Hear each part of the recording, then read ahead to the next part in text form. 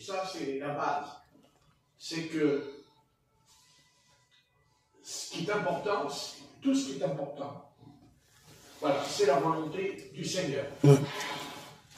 Et il ne faut jamais essayer de résister à la volonté de l'Esprit, parce que ça aura des conséquences. Les conséquences, vous savez, ce n'est pas tout de suite qu'on les a. Ce n'est pas tout de suite. Parce qu'il y a une chose qu'on ne maîtrisera jamais. C'est le temps. Le temps. Parce que Dieu a créé le temps. Et le temps, il n'y a qu'un seul mot. C'est l'éternité. Quand on parle d'éternité, on parle du temps. D'ailleurs, dans l'Apocalypse, c'est pour ça qu'il est dit au siècle des siècles. Ça veut dire que qu'importe le nombre d'âges qu'il y aura sur la terre, nous verrons sur la terre et dans le ciel. Parce qu'il y a deux choses qu'il faut comprendre. Voilà, c'est que le Seigneur avait un plan. Un plan. Il faut bien comprendre que la Bible, tout ce qui est dans la Bible, que ce soit l'ancienne alliance ou la nouvelle alliance, tout est basé sur le plan que Dieu a conçu. Rien n'est au hasard, il n'y a pas de hasard dans la vie. Il faut être délivré de ça, du hasard. Si le hasard existe, alors c'est qu'il n'y a pas de plan. Dieu n'aurait pas conçu un plan. Et Dieu a conçu deux plans, parce qu'en fait, il y a deux plans dans la Bible.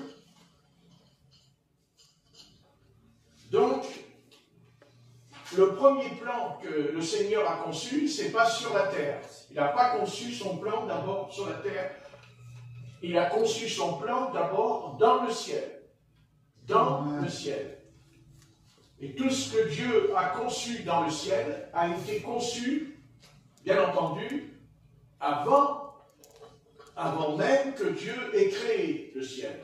Car tout ce qui existe dans le ciel, les anges, tout ça, tout ce qui est céleste, c'est un plan. On ne fait pas une maison sans un plan. On ne construit pas, quand on construit le temple dans l'Ancien Testament à Jérusalem, il y a un plan. Dieu va donner un plan. Il va donner ce qu'on appelle les coudées, les mesures, le nombre de pièces. Après, il faudra aussi obéir pour savoir quel bois il faut mettre. Mais l'important, c'est le plan. Donc Dieu a établi un plan. Et il ne l'a pas établi ce soir, il l'a établi avant que le monde existe. Il n'y avait rien qui existait, car il n'y a qu'une chose qui existait. Je vais vous la donner. C'est un verset qui est dans la Bible d'ailleurs. C'est dans l'évangile de Jean, au chapitre 17 et au verset 24. Et nous allons voir qu'est-ce que Dieu a établi, ce que Dieu a vraiment conçu et fait dans son plan avant que toute chose soit créée. Eh bien, c'est dans l'évangile de Jean, au chapitre 17. Jean 17.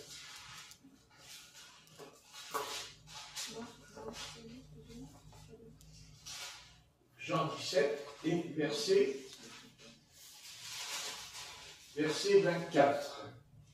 Jean 17, verset 24.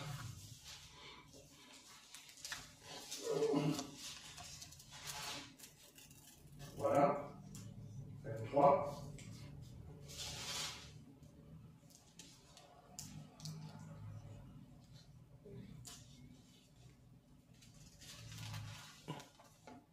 Voilà. On peut lire tout le verset si Corinne aime bien le lire. Jean 17, verset 24.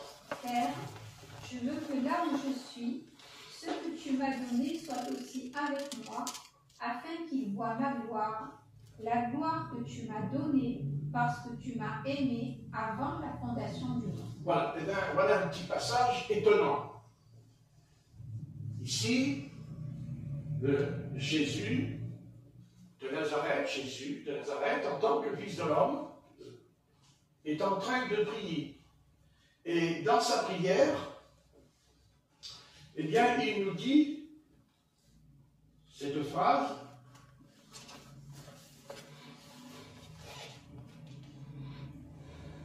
La gloire que tu m'as donnée, écoutez bien, parce que tu m'as aimé avant la fondation du monde.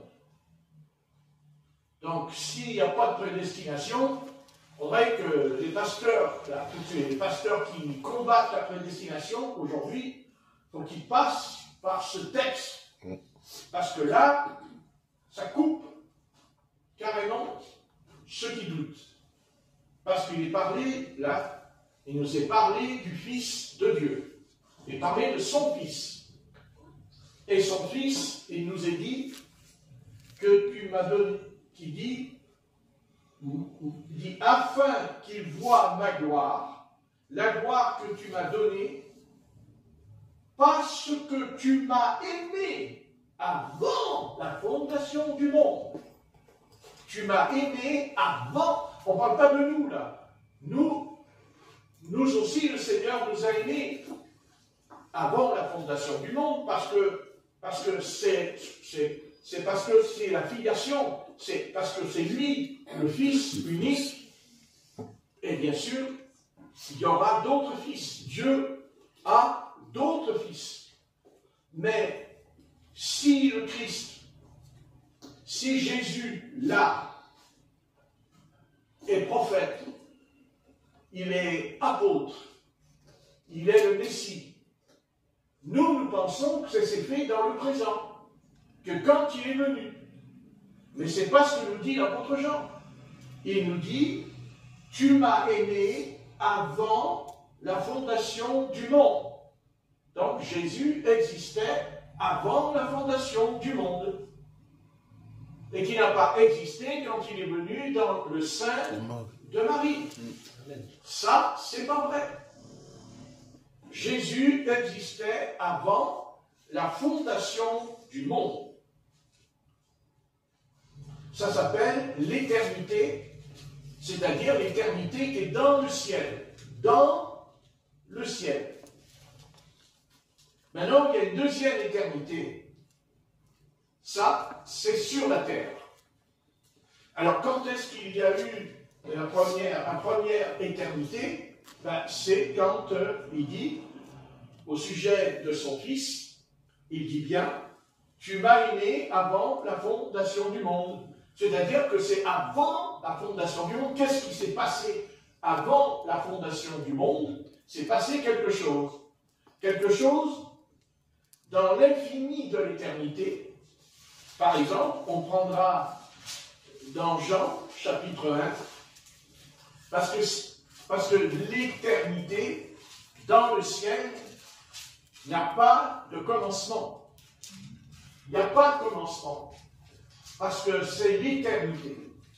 Mais sur la terre, il y a un commencement. Mais c'est aussi l'éternité.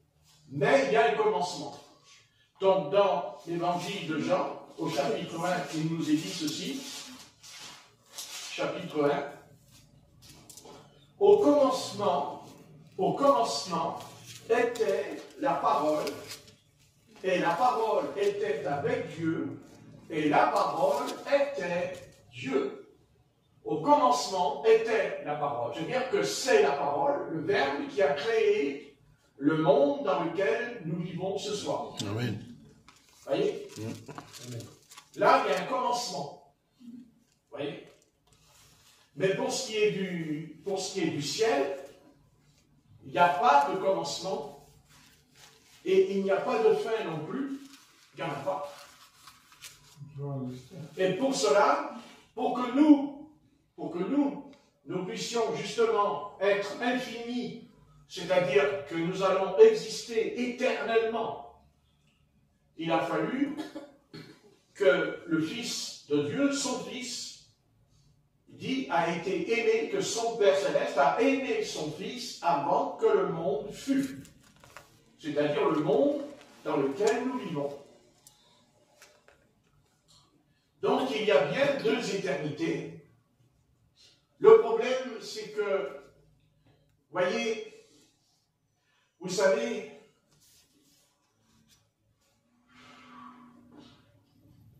il n'y a rien qui me fait peur, sauf d'une chose. Il n'y a qu'une chose que j'ai peur dans ma vie. C'est, est-ce que j'ai perdu du temps? Est-ce que j'ai gaspillé mon temps dans l'éternité? Ça, c'est un point important. Parce que être perdu, bien sûr, être perdu, c'est pas simplement parce qu'on a vécu dans le péché.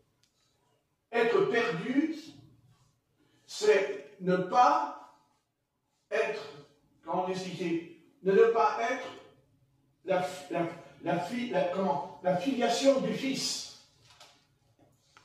On est sauvé parce que on est dans le Fils. Et nous l'avons été avant que le monde fût. C'est ce que dit Éphésiens, chapitre 1, versets 4 et 5. Vous voyez? Notre plus grand péché ce soir, c'est est-ce que nous perdons du temps? Est-ce qu'on n'a pas foutu notre temps en l'air? Vous voyez? Parce que vous me direz, oui, mais c'est la volonté du Seigneur qui fait qu'on est comme ça. Oui, mais le plan de Dieu, c'est que d'abord, son plan, c'est que d'abord, Dieu nous a bien prédestinés. Ça, c'est certain. C'est obligé, puisqu'il dit que son Fils aussi. On vient de le lire, hein. On va faire le contraire. C'est écrit là. Donc ceux qui disent qu'il n'y a pas de prédestination, alors là, il faut qu'ils relisent Jean 17, verset 24, là. Hein. Parce que si le Fils de Dieu est prédestiné, c'est ce qui est écrit. Donc il en est de même pour nous. Mais à une seule condition. À une seule condition. C'est que nous sortions de lui. C'est que nous sommes en lui.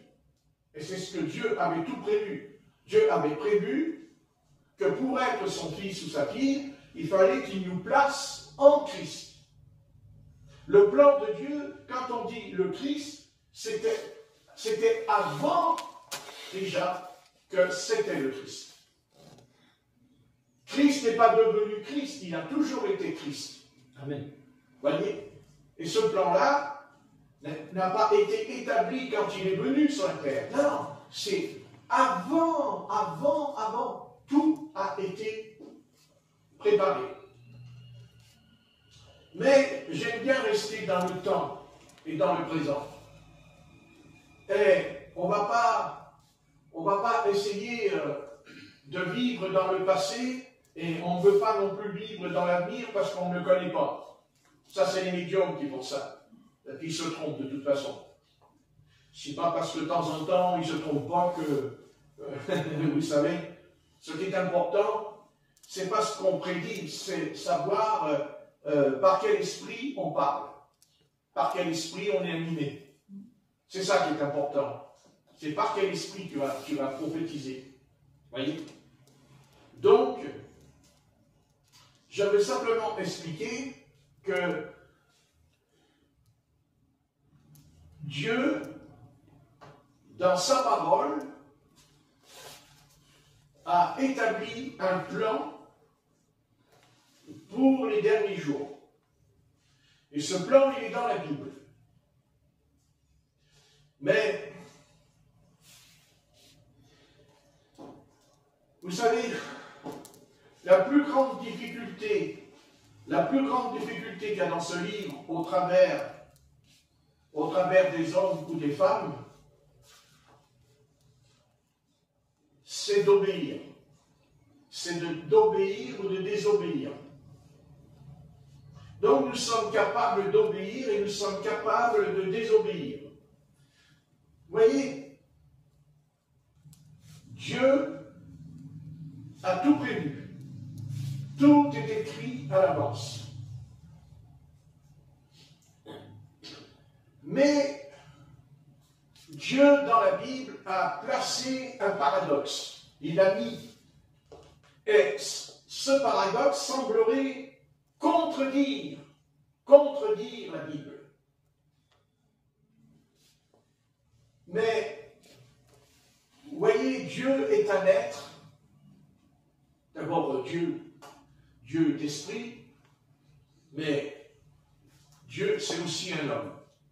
En cas on ne l'aurait pas encore compris, c'est bien dommage, parce que c'est déjà dans le livre de la Genèse que Dieu nous explique que quand il est venu vers Abraham, il dit l'Éternel, Adonai, qui était un homme.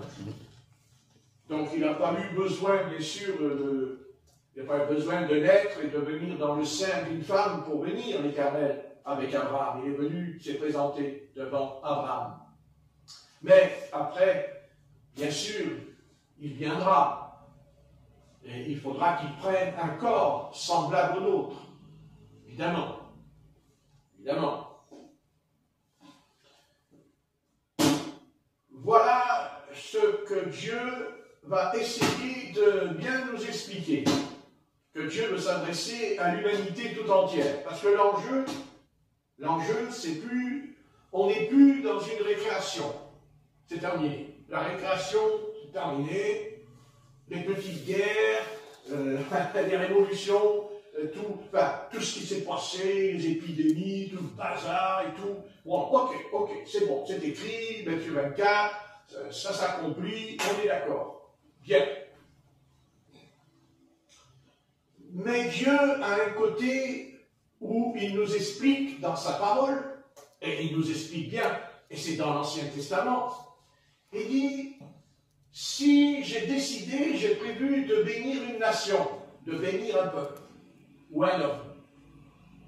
Dieu dit que si cette nation, si ce peuple, ou cet homme se détourne de moi, tout ce que je lui ai promis sera annulé.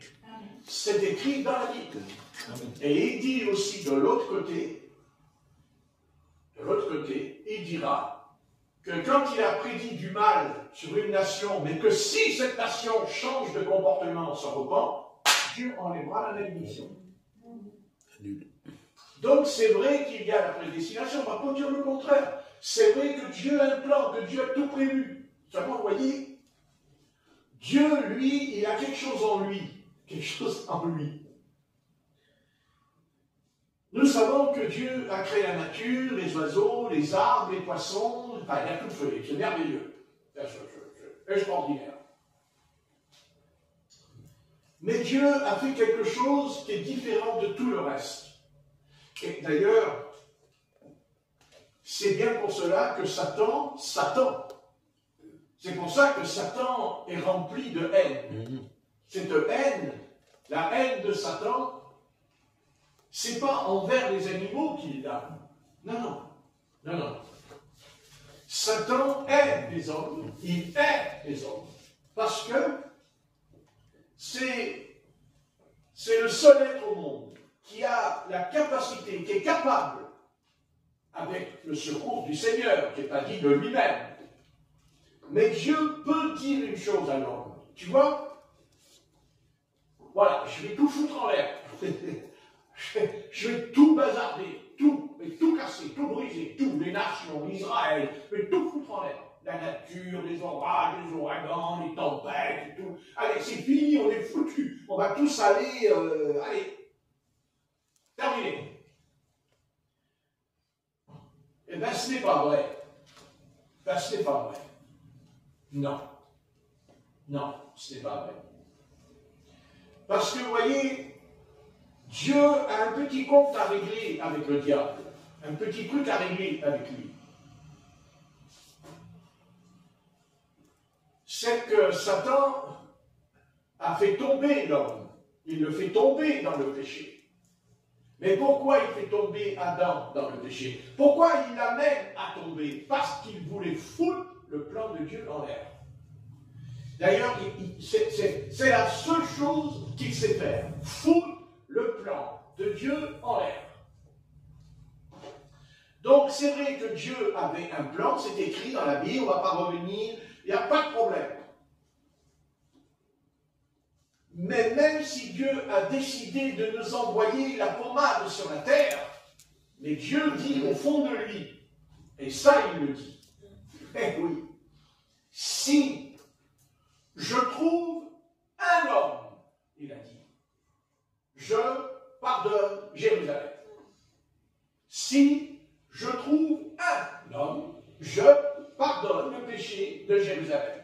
Je pardonne Israël s'il y en a un. Il y en a un. Ouais. Il y en a un.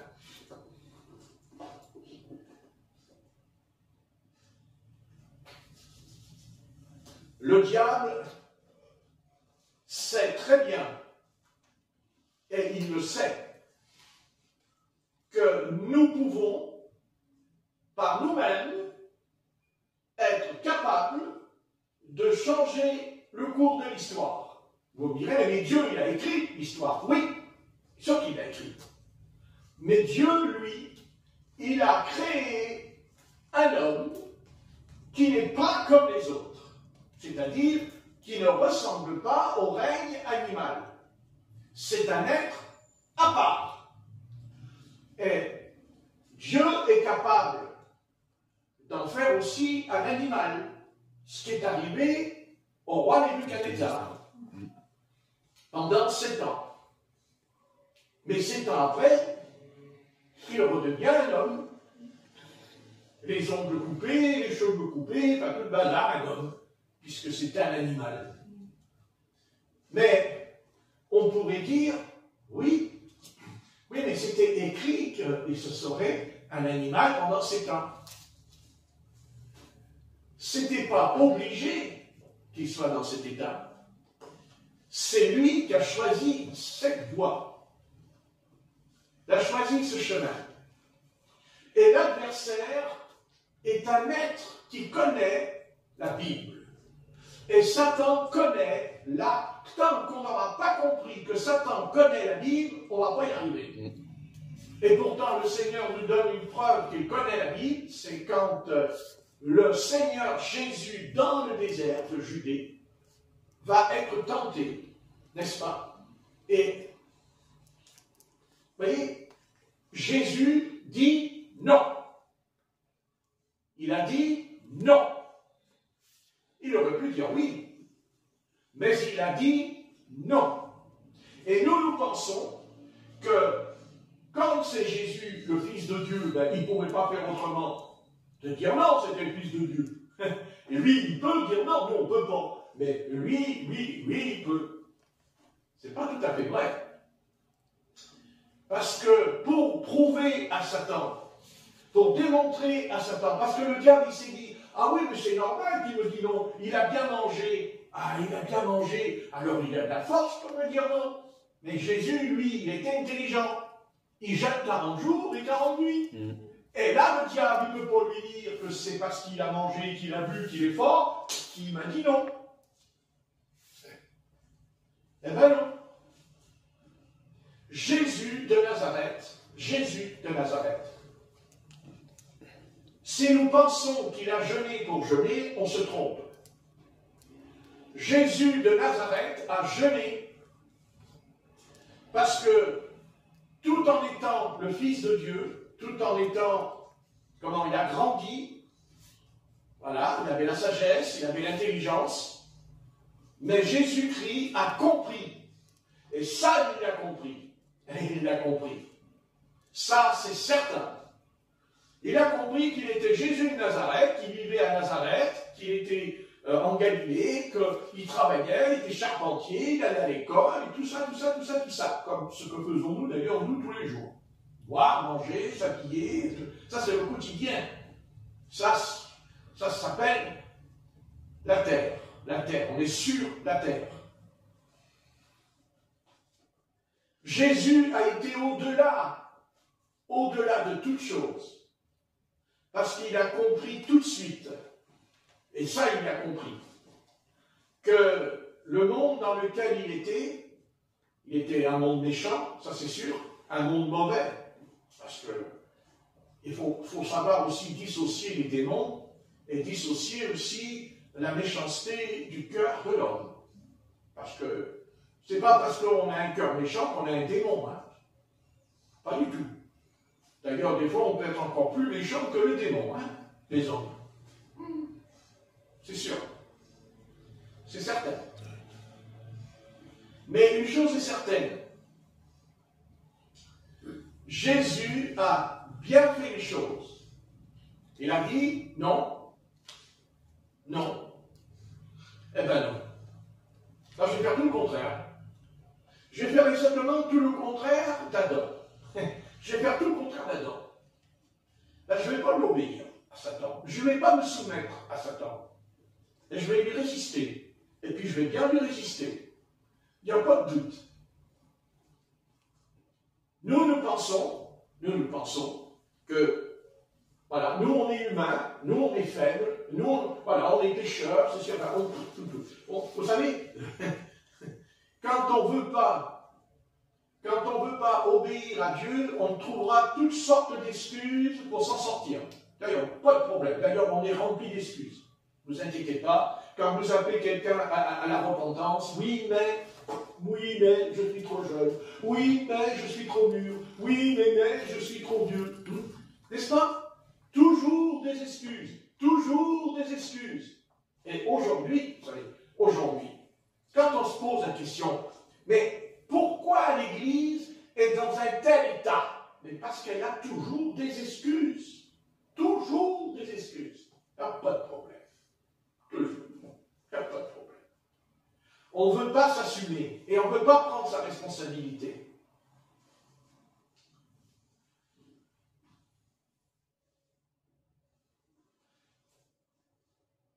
Si Dieu trouve un homme, c'est parce que cet homme-là, c'est pas parce que Dieu l'a trouvé, c'est pas seulement parce que Dieu l'a choisi, mais parce que cette personne-là, parce que même une femme comme Déborah, c'est parce qu'il y a quelque chose qui, à un moment donné, la personne, elle dit non.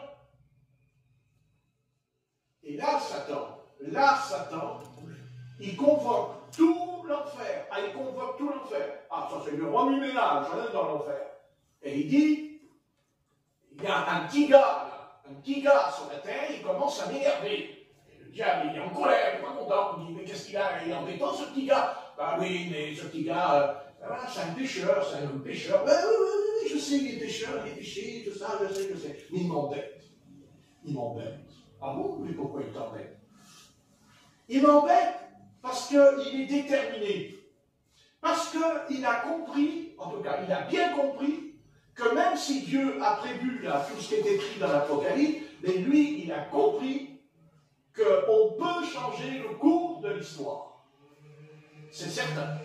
Et vous savez, qu'est-ce qui peut changer le cours de l'histoire? Oh, il ne faut pas grand-chose. Hein. Non. La prière. Ah. Voilà le gros problème que l'enfer rencontre. La prière. La prière. Prier. Prier. Bon, qu'est-ce qu'on a envie de prier aujourd'hui? Oh là là là, mais qu'est-ce qu'on a envie de prier? Ah oui. Ah, quand on se lève le matin, on a envie de prier, dis donc. Et le soir, quand on se couche, mais qu'est-ce qu'on a envie de prier? Ah, si vous savez l'opposition qu'il y a en nous pour prier, n'est-ce pas? La résistance pour prier. Vous savez, le diable a pu pousser les hommes à fabriquer des armes nucléaires, et Dieu sait que ça va faire des dégâts. Mais l'homme, quand il prie avec persévérance, avec foi, avec conviction, moi je vous dis que c'est dans la prière, c'est par la prière que les bouleversements dans l'univers peuvent changer. Et toute chose peut changer sur la terre, même si Dieu a prévu ce qui va se passer. Mais Dieu, il voudrait tellement, Dieu, il voudrait vraiment. Même s'il n'en trouve qu'un, il voudra en trouver un. En disant, voilà, je vais faire barrage. Et je ne vais pas me laisser faire. Car qu'est-ce que Dieu pourrait faire avec un homme? Beaucoup de choses. Et de très grandes choses. Je peux vous le dire. On en a un exemple dans l'Ancien Testament, et on le connaît, on le répète souvent, c'est David. Ah, c'est David. Ah, s'il n'y avait pas eu David. Je n'ai pas eu David, Goliath, lui, il aurait tué tous les enfants d'Israël. On n'est pas d'accord là? Ah oui. Ben oui, qu'est-ce que vous voulez? Bien sûr. Bien sûr, bien sûr. Et seulement David, lui, quand il part au combat contre Goliath, bon non, je suis désolé. Déjà dans la montagne, dans les champs, vous voyez, il s'est envoyé un ours et puis un lion. Enfin, on en dit, on n'en sait rien, plusieurs peut-être, on ne sait pas. Je ne pense pas que les lions auraient mangé une fois par an ou une fois au bout de 10 ans une brebis. Non, David, il a dit au lion, tu touches pas. Et après, un ours, hein. David a dit, seulement c'est formidable, vous voyez. C'est quand même incroyable cette histoire. Parce que quand on rencontre un ours, qu'est-ce qu'on fait? On détaille. Mais David, lui, il court derrière. J'ai vu, non mais vous vous imaginez, vous? Aujourd'hui, on n'a pas les caméras là. Hein? Dis donc, je crois qu'on en ferait un super film là. Hein? Dis donc, vous voyez, le petit garçon de 17 ans, n'est-ce pas? Il y a un ours qui arrive avec la brebis dans la gueule, il dit j'ai arraché la brebis, hein, et le petit David, il courait, il courait, tu vois, il courait pas là, aux Jeux Olympiques, alors c'est tout plat, avec du ciment, vous savez, non, il a sauté les buissons, oui, parce que l'ours, lui, je ne sais pas ce que David lui a fait, mais enfin, quand il a vu David, il s'est bravé, il se fout le camp en vitesse, parce que je ne veux pas que ma vie va s'arrêter, il a dit je vais m'arrêter, ma vie va s'arrêter. Mais ça aurait été le contraire. C'est David qui aurait pu avoir peur. Et ça aurait été humain. On ne peut pas lui reprocher. On ne peut pas lui dire, ouais, tu es un trouillard. Ouais, quand tu as un ours comme ça, tu es un trouillard. Non, c'est humain. Mais David a dit non. Et parce qu'il a dit non, la brebis, elle est restée en vie. C'est-à-dire que c'est David qui a déterminé que la brebis qui allait mourir, elle ne meurt pas. C'est lui qui a fait ça. Mais non, c'est l'esprit de l'Éternel. Non, il n'avait pas encore l'esprit de l'Éternel. Je me souviens qu'il ne l'avait pas, puisque c'est Samuel qui va le oindre. Il faudrait relire la Bible. Relisez la Bible. Il n'avait pas. Je suis désolé, il n'est pas oint. Il est oint quand Samuel verse sa corne d'huile sur sa tête. Non, c'est pas ça. Alors qu'est-ce que ça fait? Alors quand ça fait qu'il n'était pas oint et il court derrière l'ours et le lion. Pourquoi? Parce qu'il y a quelque chose là. C'est parce que l'Éternel dit à Samuel, quand Samuel va se mettre à pleurer toute la nuit au sujet de Saül, et dont l'Éternel lui a dit, ne me parle plus de cette affaire. Ne me parle plus de ça, c'est terminé, c'est réglé, on n'en parle plus. Et Dieu dit, j'ai trouvé un homme. J'ai trouvé. Donc ça veut dire que si j'ai trouvé, ça veut dire que Dieu a cherché. J'ai trouvé. Ça veut dire que l'Éternel a cherché sur la terre, pas dans le ciel. Dans le ciel, le Seigneur a pu envoyer, vous savez, l'ange Michael, il serait descendu. Non, un homme. Un homme. Est-ce que nous sommes obligés d'accepter ce qui se passe aujourd'hui? Est-ce que nous sommes obligés d'accepter qu'il y ait une guerre nucléaire? Est-ce que nous sommes obligés de plier et de dire les dés sont jetés, c'est foutu? Non. Amen. Non, c'est pas vrai. C'est pas vrai. Dieu a créé Adam. Et Dieu n'a pas créé Adam parce qu'il voulait un homme. Il a créé Adam parce que Dieu dit à Satan, ah oui, tu vois, moi je te fous en l'air quand je veux. Je te fous en l'air.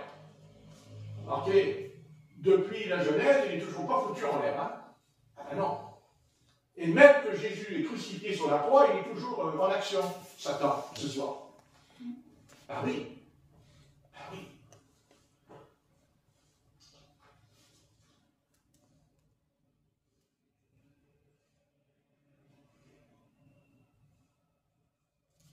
Satan, il y a une chose qu'il a eu vraiment peur, et ça, il a eu peur. Ah, ça c'est sûr.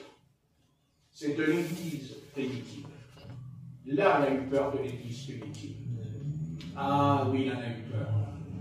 Et vous savez pourquoi il a eu peur? Parce que là, tu ne dis pas, j'ai trouvé un homme. Mais j'ai trouvé des hommes, des femmes et des enfants qui s'opposent à lui, qui s'opposent à son empire et à son royaume. Car nous ne sommes pas obligés d'accepter. On peut lui dire non. Et Dieu va être d'accord avec nous. Et si Dieu voit qu'on s'oppose à lui et qu'on persévère dans notre démarche, Dieu a suffisamment de légions pour qu'elles viennent à notre secours. Car je n'ai pas dit qu'on peut le vaincre nous-mêmes. Ça, c'est pas vrai. Parce que Satan a aussi des légions. Là, nous entrons dans un domaine qui s'appelle le surnaturel. Mais Dieu ne va pas rentrer dans ce détail. Le surnaturel, le Seigneur s'en chargera. Les dons de l'Esprit, Dieu s'en chargera. Ce n'est pas notre problème. Notre problème à nous, c'est de savoir ce qu'on veut. C'est de savoir, est-ce que oui ou non, nous voulons nous opposer aux puissances des ténèbres. Le reste, c'est le Seigneur qui s'en occupera. Que j'ai la force ou pas la force, ça, c'est pas à moi, c'est Dieu qui décide. Par contre, Dieu, lui, il veut voir ce qu'il y a dedans. Là, oui, dedans, là. Vous voyez, la carapace, il y a dedans des choses dedans. Parce que ce qui est important, c'est pas l'extérieur, c'est l'intérieur. C'est ce qu'il y a à l'intérieur. Parce que nous savons que nous sommes faits pour toujours montrer l'extérieur. Et nous le savons. Écoutez, si c'est pas vrai, pourquoi on cherche toujours à s'habiller? À s'habiller, vous voyez, à s'habiller. Hein? Pourquoi il faut s'habiller? Un autre manteau, 3 mois après l'autre manteau, un autre foulard, une autre paire de chaussures, et vas-y, il faut que je m'habille là. Oh, je marche dans la rue, oh, je suis jolie, oh, je suis belle, oh. Le bonhomme qui passe devant toi, il dit, je crois, la foutre de ton manteau, alors, il chaud, il froid. Mais la personne qui le porte, il se dit, ah, mais quand même, on me regarde. Ah, on me regarde. Oui, mais quand, vous savez, quand tu meurs, mon ami, si tu savais quand tu t'en vas. Mais si tu savais que tu... Oh là là là là là là. Oh, aïe, aïe, aïe, aïe, aïe, aïe, aïe, aïe, aïe. Si ça continue, je parle en moi. Aïe, aïe, aïe, aïe, aïe. Sincèrement, qu'est-ce que vous croyez? Ah oui. Mais quel est le vêtement? Quel est le vêtement que nous avons tant besoin? N'est-ce pas? Parce que les habits que tu portes là, mais c'est temporaire. Mais c'est temporaire. Mais c'est temporaire. Ah oui. Ça me fait dans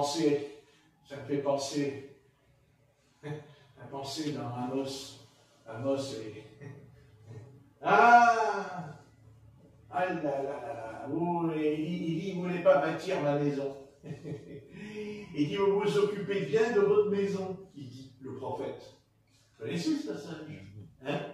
Le prophète, il dit, vous prenez bien soin de votre maison, de vos habits, de votre maison. Ah, qu'est-ce que... mais ma maison, alors, une maison, importante la maison. Et pourquoi les enfants d'Israël, ils ne voulaient pas apporter à la maison de Dieu pour qu'elle soit pas construite, mais reconstruite? Parce que c'est bien beau de faire une maison pour Dieu, mais bon, Dieu dit, c'est pas moi qui vais faire la maison, c'est toi qui vas la faire la maison. C'est toi qui vas faire la maison. Oui, mais pour faire la maison, il faut prendre la scie, il faut prendre un marteau, il faut prendre des clous, et puis il faut travailler. Seulement, il faut apporter le bois. Oui. Apporter le bois. Ouais, il faut apporter le bois. Ah, là, c'est moins rigolo, là. Remarquez, si je pouvais poser la question au peuple de Dieu, En tout cas dans mon pays.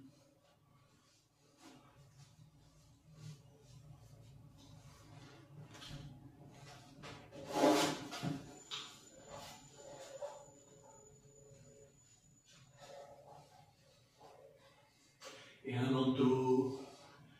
Et je suis... Si au bout de 30 ans, 40 ans, on pouvait récupérer tout l'argent qu'on a mis dans les habits. Oh. Voilà, la boîte, elle serait trop petite, hein. Vous voyez pas? Hein? Mettez la main, mais je vais la faire pour vous, elle. Ah.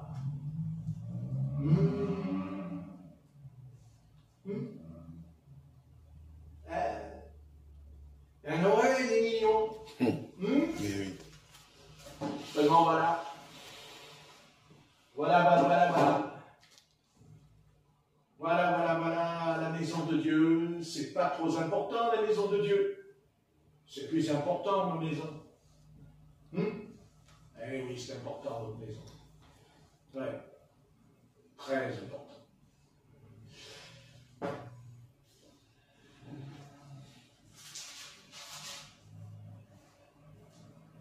Il va falloir arrêter de penser que le Seigneur, lui, ben, il fait tout, et nous, on ne fait plus rien. C'est pas comme ça que ça se passe.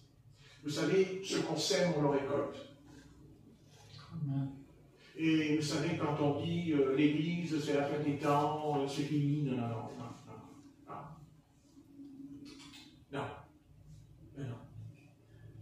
C'est pas comme ça que ça se passe. À un moment donné, il va falloir y aller. Non, il va falloir y aller.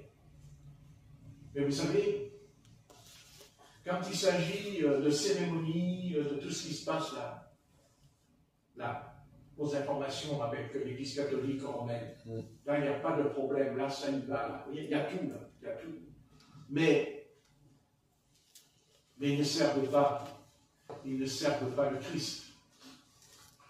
Parce qu'on ne peut pas servir le Christ et puis adorer les idoles en même temps. Ouais. Vous voyez, quand on nous fait les prophéties sur YouTube, ces prédicateurs, l'islam, mais moi je ne vous ai jamais dit comme eux.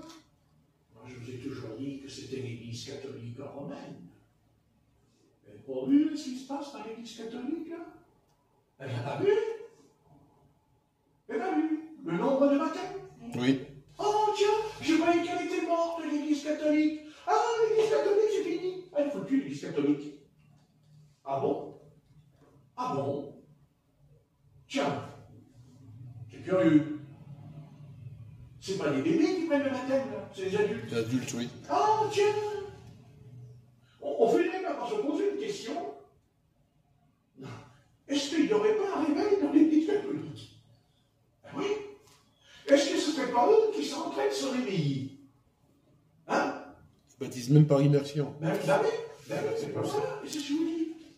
Voyez? Voyez? Ben oui. Il ne faut pas se tromper d'ennemis.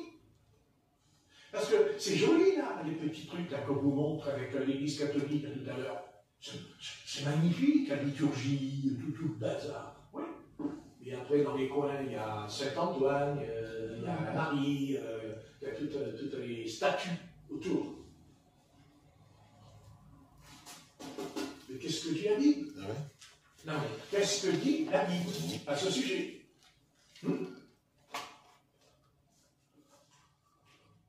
C'est...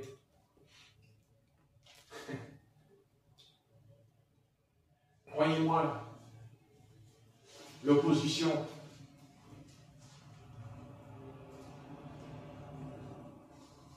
en tout cas pour nous, ne gagnera pas l'islam. Je peux vous le garantir. Amen. Parce que votre ennemi, ouvrez les yeux. C'est elle. D'abord, pourquoi c'est votre ennemi? par rapport à nous. Parce qu'aux païens, elle ne va pas persécuter les païens, elle les baptise, les païens. Remarquez, elle les baptise pour les enfoncer encore plus dans le paganisme. Ah oui. Je ne pense pas que l'Église catholique romaine, en ce moment, elle conduit les âmes dans le ciel. Ça, c'est pas possible. Non. Non. Pas du tout. L'Église catholique romaine, c'est elle l'Antéchrist. Mettez-vous bien ça dans la tête ce soir. Et gravez-le bien en vous. Et préparez-vous à un des plus grands conflits de l'histoire de l'Église de Jésus-Christ, pas de l'Église catholique romaine, de Jésus-Christ. C'est elle. L'islam, c'est l'islam. Ok, ben, pas de problème. C'est l'erreur. On est d'accord. Ben, où est le problème? C'est l'erreur.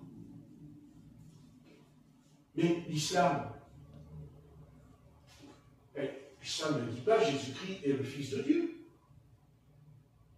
Le judaïsme ne dit pas Jésus-Christ est le Fils de Dieu. L'Église catholique romaine dit que Jésus-Christ est le Fils de Dieu. Oui. Non. Mais si elle disait que ça, d'abord, je voudrais leur poser la question, tous ceux qui prennent le baptême. Ah, tiens, vous êtes devenus protestants. Ça y est, vous êtes protestants. Vous acceptez la réforme de Martin Luther et de Jean Calvin, vous reconnaissez les écrits. C'est bien. Mais on va vous recevoir. Mais si un chrétien catholique romain il rentre ici,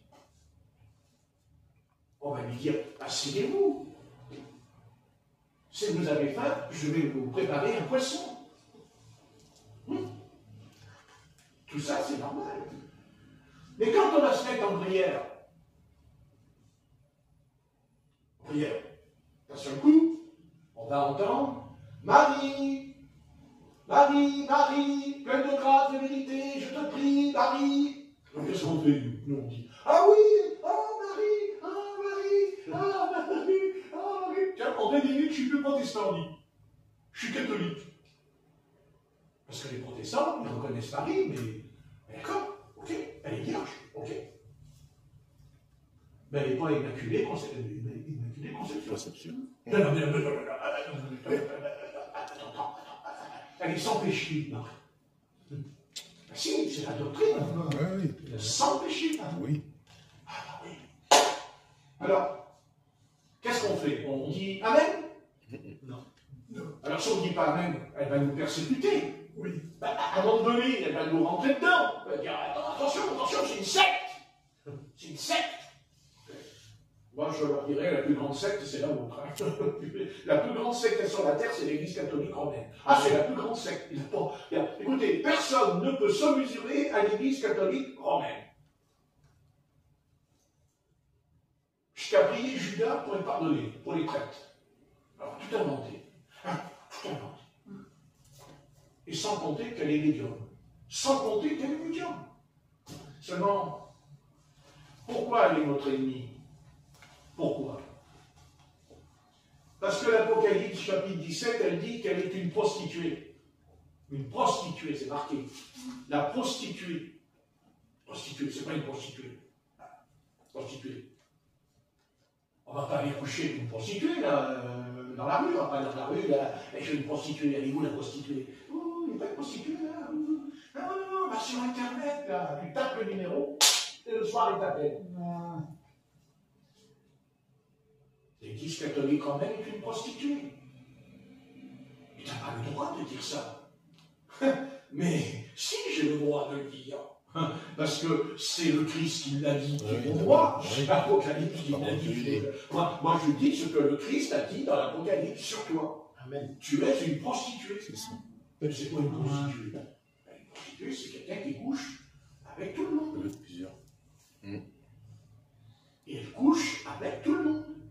Non, elle couche avec l'Amérique, elle couche avec la France, elle couche avec les Japonais, parce que l'Église catholique, elle est, même en Chine, parce qu'en Chine, il y a des églises catholiques. Ils ne font pas tout ce qu'ils veulent, mais il y en a. Ben oui, ça vous étonne? Ben, il y en a. D'ailleurs, il y a qu'elle, c'est autorisé. Même au Maroc, il y a l'église catholique, puisque j'y étais. D'ailleurs, j'étais surveillé même. On me surveillait en mobilette. Alors, il m'est arrivé parce que je suis rentré dans l'église catholique romaine, je suis rentré dedans, j'ai fait exprès. Il y avait 2 policiers même devant la porte. 2 policiers. Elle est partout. Qu'est-ce que vous croyez? Elle est partout. Vous croyez qu'elle est morte, l'église catholique? Mais alors pourquoi il y a autant de baptêmes? Puisqu'elle est morte. Et on est au XXIe siècle. Mais parce que la Bible dit que c'est elle. C'est elle, le dragon, qui va envoyer la puissance. C'est pas l'islam. Non. C'est Rome. L'Empire romain. C'est l'Église catholique romaine. Alors c'est sûr, je n'ai pas dit qu'elle ne sera pas détruite, je n'ai pas dit ça. Parce que sa fin, de toute façon, c'est qu'elle va être détruite en une seule heure. Je n'ai jamais dit le contraire. Mais avant d'être détruite, attention. L'Antéchrist, écoutez, il ne faut pas se tromper d'ennemi. Et David ne s'est pas trompé d'ennemi. Un lion, c'est un lion. Un ours, c'est un ours, mais après l'ours et le lion, il y a qui après? Goliath. C'est-à-dire le géant. Et quand je vous dis que l'Église catholique romaine va monter en puissance, elle va monter, elle va monter. Donc si vous êtes des diplomates, vous n'avez rien à craindre. Vous n'avez aucun souci à vous faire. Mais à un moment donné, vous savez, sur la Terre, il y a une chose qu'on ne fait jamais attention. C'est la couleur. La couleur. La couleur, chemise, une couleur. Chacun a une chemise, mais pas la même couleur. Si tout à l'heure, je prends la chemise de Georges, je deviens Georges. À cause de la chemise. Ben oui, on dira, bien sûr, si vous voyez ma tête, vous comprendrez que c'est pas Georges. Évidemment, évidemment. Mais si, admettons, je suis dans le couloir et que les lumières sont éteintes et que vous voyez sa chemise là, dans le noir, vous dites, ah, Georges, Georges. Ben, je me retourne, non, c'est pas Georges, c'est Patrick. La couleur. Donc, à votre avis, qu'est-ce qu'on s'imagine? Attendez, réfléchissez 2 secondes. Quand Martin Luther est venu avec Jean Calvin, ça a secoué. L'évangile a été même répandu jusque dans le Nouveau Monde, même jusqu'en Chine. Ben oui. Seulement à l'époque, on montrait sa vraie couleur. Voilà. Donc là maintenant, à un moment donné, parce que, à un moment donné, c'est dommage que j'ai pas mes amis protestants là, ici ce soir. Parce que j'aurais envie de leur dire, hé les gars, alors, ils sont où les protestants? Hein? Ils sont où les protestants? Hein? Protestants, catholiques, protestants, catholiques, protestants. Quand le réveil des protestants est venu, l'Église catholique, elle a dit bonjour, oh, revenez dans mes bras, je vous aime. Oh, c'est écrit, Corinthiens 13, tu n'as pas l'amour, tu n'as rien. Ouais, excusez-moi, je crois que tout le monde a fait un peu d'histoire. Qu'est-ce qu'a fait l'Église catholique contre les protestants? Elle a torturé les femmes, les enfants. Oui. Pas des milliers, des millions. À tel point qu'il a fallu, au temps de Louis XIV, qu'il y a presque la moitié des artisans ont quitté la France pour aller dans le Nouveau Monde. Oui. Et le Nouveau Monde, lui, il est basé sur le protestantisme. Paris. Donc, au départ, parce qu'il y a un commencement, il y a un départ et il y a une arrivée. C'est comme ça, on va à la gare, on monte dans le train et on descend du train. Donc, au départ, quand l'Église est revenue à la parole, parce que là, quand je parle de revenir à la parole. Revenir à la parole, pas au missel. Le missel. La parole. Donc, au départ, quand il y a eu le réveil, quand ça a déclenché le réveil en Allemagne, parce que c'est en Allemagne que ça a commencé, parce que Luther, c'est un Allemand, c'est pas un Français. Jean Calvin, c'est un Français, un Suisse. Bon. On n'est pas loin. Ça. Bon. En attendant, au départ, qu'est-ce qu'il y a au départ? Au départ, le pape, il est content. Il loue l'église protestante, il dit c'est merveilleux, c'est extraordinaire, il y a un grand réveil sur la terre. Et les protestants, parce que protestant, ça veut dire protester. Mais protester contre quoi? Protester contre qui? Protester contre l'hérésie, protester contre l'erreur, protester contre la fausse doctrine. Et d'ailleurs, ce en quoi Luther a combattu, aujourd'hui on n'en fait pas toute une soupe, mais à l'époque c'était une grande soupe à l'oignon. C'était quoi? C'est que l'Église catholique romaine te disait que si tu veux pour des hommes, tu vas en enfer. Tu es perdu.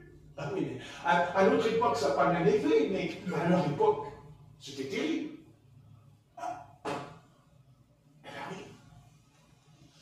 Et voilà qu'il y a un homme de Dieu, un homme de Dieu qui d'ailleurs est un ancien moine. Parce que Luther, c'était un moine catholique romain. Ouais. Donc, il descend les marches du Vatican parce qu'il a été au Vatican, Luther. Et quand il sort du Vatican, il était écœuré parce qu'il a vu les cardinaux, les prêtres qui mangeaient alors le poulet, les daims sur la table. Il raconte tout ce qu'il y avait sur la table. Il est parti. Parce qu'à l'époque, le peuple, il crevait de faim aussi. Les paysans, ils crevaient de faim. Et en plus, les prêtres, ils demandaient aux paysans de donner de l'argent pour refaire le toit du Vatican. C'est tout en or ce soir. Ah, d'ailleurs, c'est ça qu'il faudrait leur dire à l'Église catholique romaine. On va leur dire, mais non, vous revenez à mon Seigneur, les baptêmes et tout. Mais vous voulez bien me donner un morceau, là, d'un petit morceau, là, d'or sur le toit. Parce que le pape, quand il prie, il a besoin que le toit soit en or, c'est sa tête. Ouais. Et après, cette église vient nous chanter qu'il faut aider les pauvres. Ah, il faut aider les pauvres, on défend les pauvres. C'est comme l'abbé Pierre. Ah, l'abbé Pierre, il vient au secours des clochards dans les années 1950. Il est vas-y, après il monte dans sa voiture, et puis il y a un petit garçon, une petite fille à côté, et puis il conduit la voiture, et puis il dit, vas-y, hop, en conduisant. Et puis après on va dire, oh les pauvres, l'église, je fais des œuvres à l'église. Ouais. Enfin, là où il est, à mon avis, là où il est, non mais.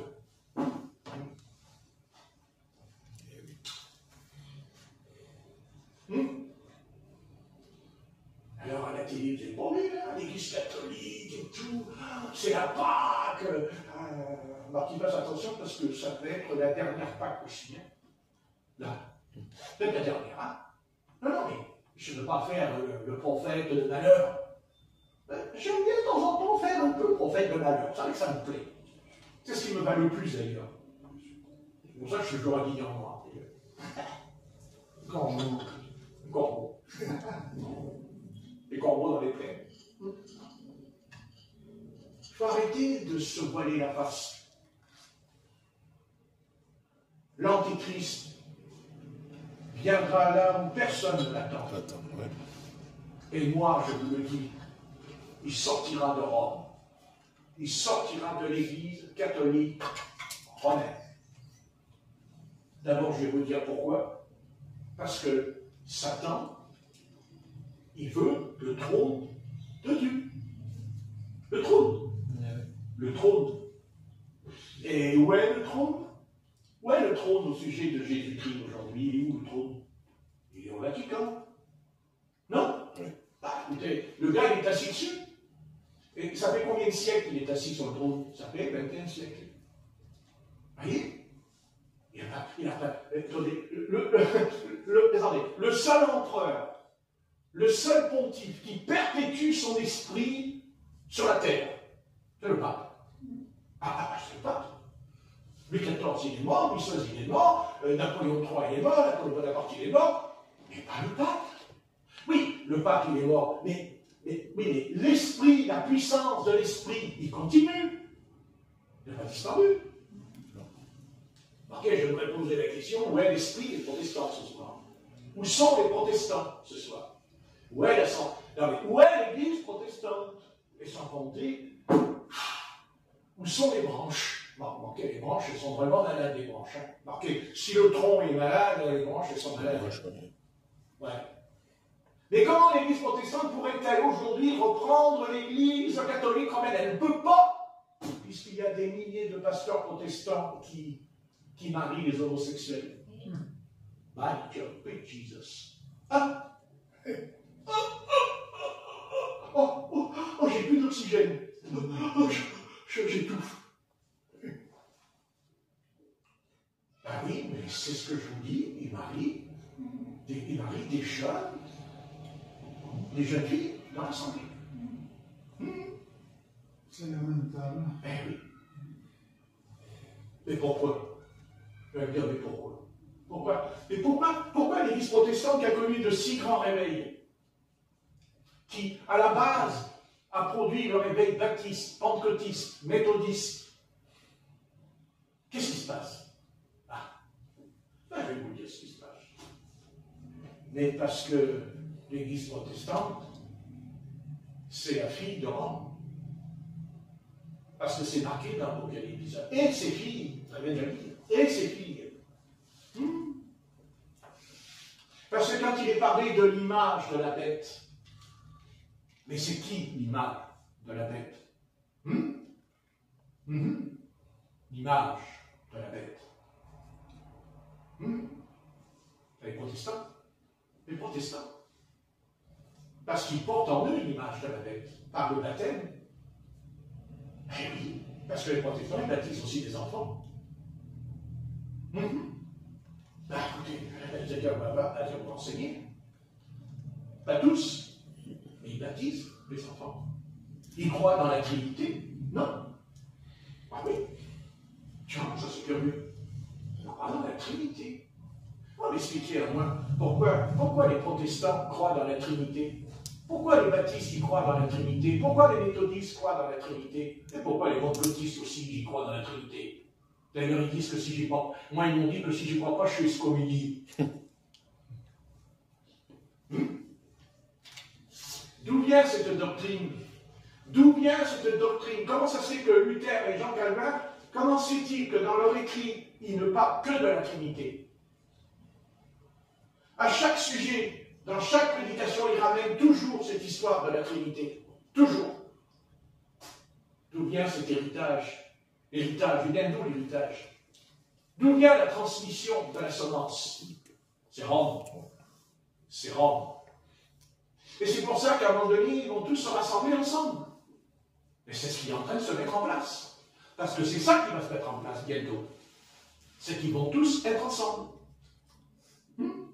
En disant, oui, mais le Seigneur a dit, aimons-nous les uns les autres. Ah ouais, mais moi je réponds, j'aime d'abord la parole. J'aime d'abord la Bible. Oui. Amen.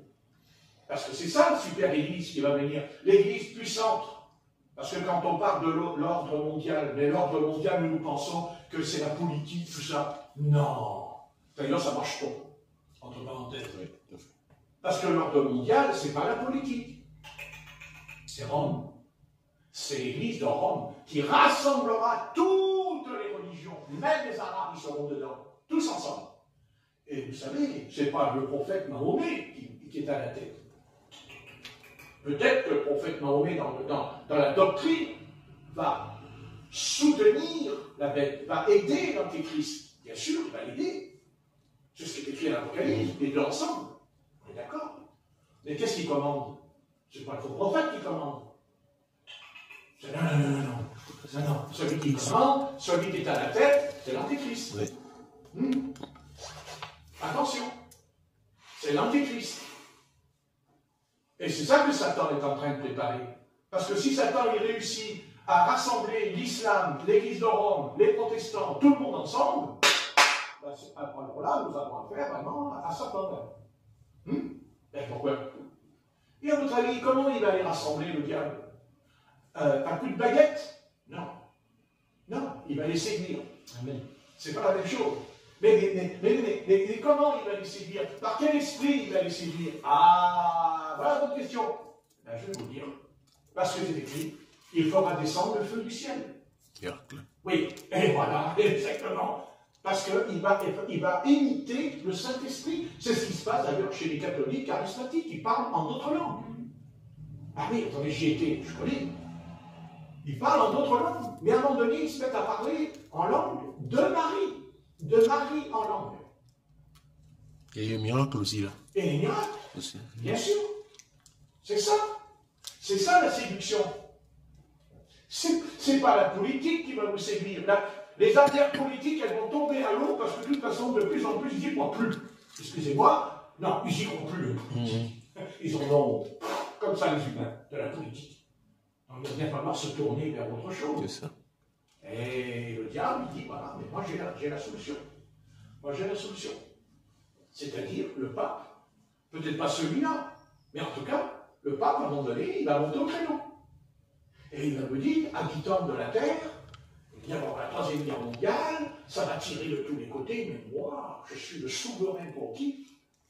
Le souverain pontife. Peut-être que lui, il a un poumon en moins, mais peut-être que l'autre qui va venir, peut-être qu'il aura bien ses 2 poumons. Peut-être 3, d'ailleurs. Parce que la puissance de Satan, le dragon, va donner de la puissance à cet homme.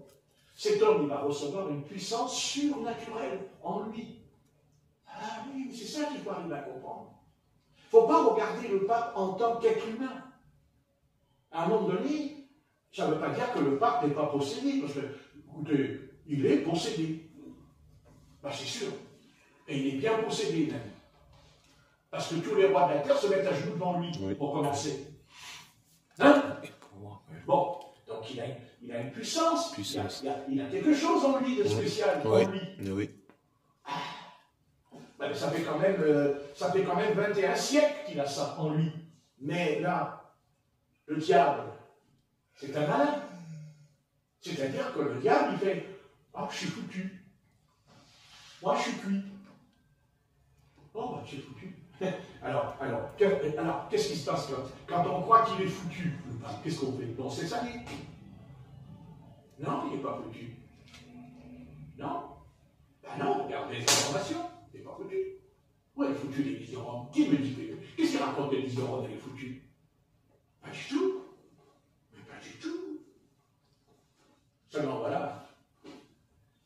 C'est que là, il va y avoir une sacrée guerre. Une guerre surnaturelle. Non pas avec la Russie, non pas avec la Chine. Non. Mais non. Vous savez ce qui fait tourner le monde? Le pognon. Et tant qu'il y aura du pognon sur la table, on trouvera toujours un moyen de s'en sortir. Ne vous inquiétez pas. Chacun son intérêt. Et ils vont s'arranger et à mettre leur intérêt ensemble.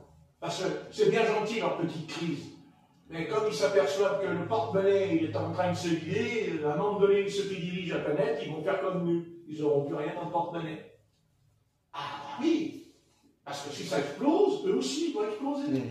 Non, parce que quand on met une bombe dans une banque, tous ceux qui sont dans la banque, ils pètent.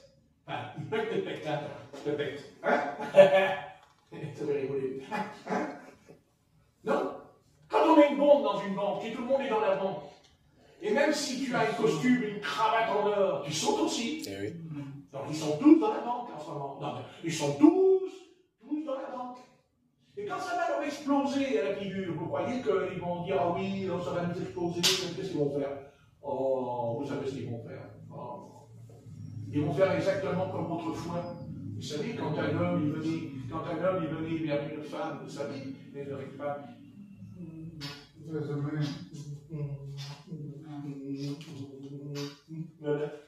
Vous croyez que c'est pas ça qui va se passer? C'est ce qui va se passer. Parce que je sais que c'est ça qui va se passer. C'est parce qu'ils sont hypocrites entre eux et faux. Mais là où ils s'entendront toujours. Toujours. Et il y a un homme qui l'a compris. Parce qu'il y a un homme qui l'a compris et qui est très intelligent sur la terre. C'est le président des États-Unis. Parce que quand il met toutes les taxes là, vous dites, waouh, il est méchant. Non, il n'est pas méchant. Il est en train de remettre les pendules à l'heure. Il remet les pendules à l'heure. En disant, pognon, pognon. Vous me prenez du pognon, je vous prends du pognon. Eh oui. Et à un moment donné, ils vont aller le voir. Parce qu'ils vont aller le voir. En disant, bon, c'est vrai, voilà, on arrête. Vous allez dire, oui, mais moi je suis d'accord, mais il y a longtemps. Et ce que je suis en train de faire aujourd'hui, parce que si je ne le fais pas, vous allez continuer à foutre le monde en l'air. Donc maintenant, il va falloir partager le négo. Parce que c'est ça la question qui va se poser. C'est est-ce qu'on va partager le négo? L'argent. Hein? Le magot. Le magot. Vous comprenez? Là, pas le négo, mais c'est pareil, on fume. Donc, voilà. Mais est-ce que je veux dire? Parce que c'est ça qui va se passer. Parce qu'il y a deux solutions. Soit ça pète et ça saute, et ils vont sauter aussi. Et ça, ils le savent. Donc, il va falloir mettre du sel dans le chou-fleur. Et ça, ils le feront. Et vous verrez ce qui va se passer. D'un seul coup, tout va s'arranger. D'un seul coup, ils vont vous dire, c'est l'âge d'or qui arrive. Parce que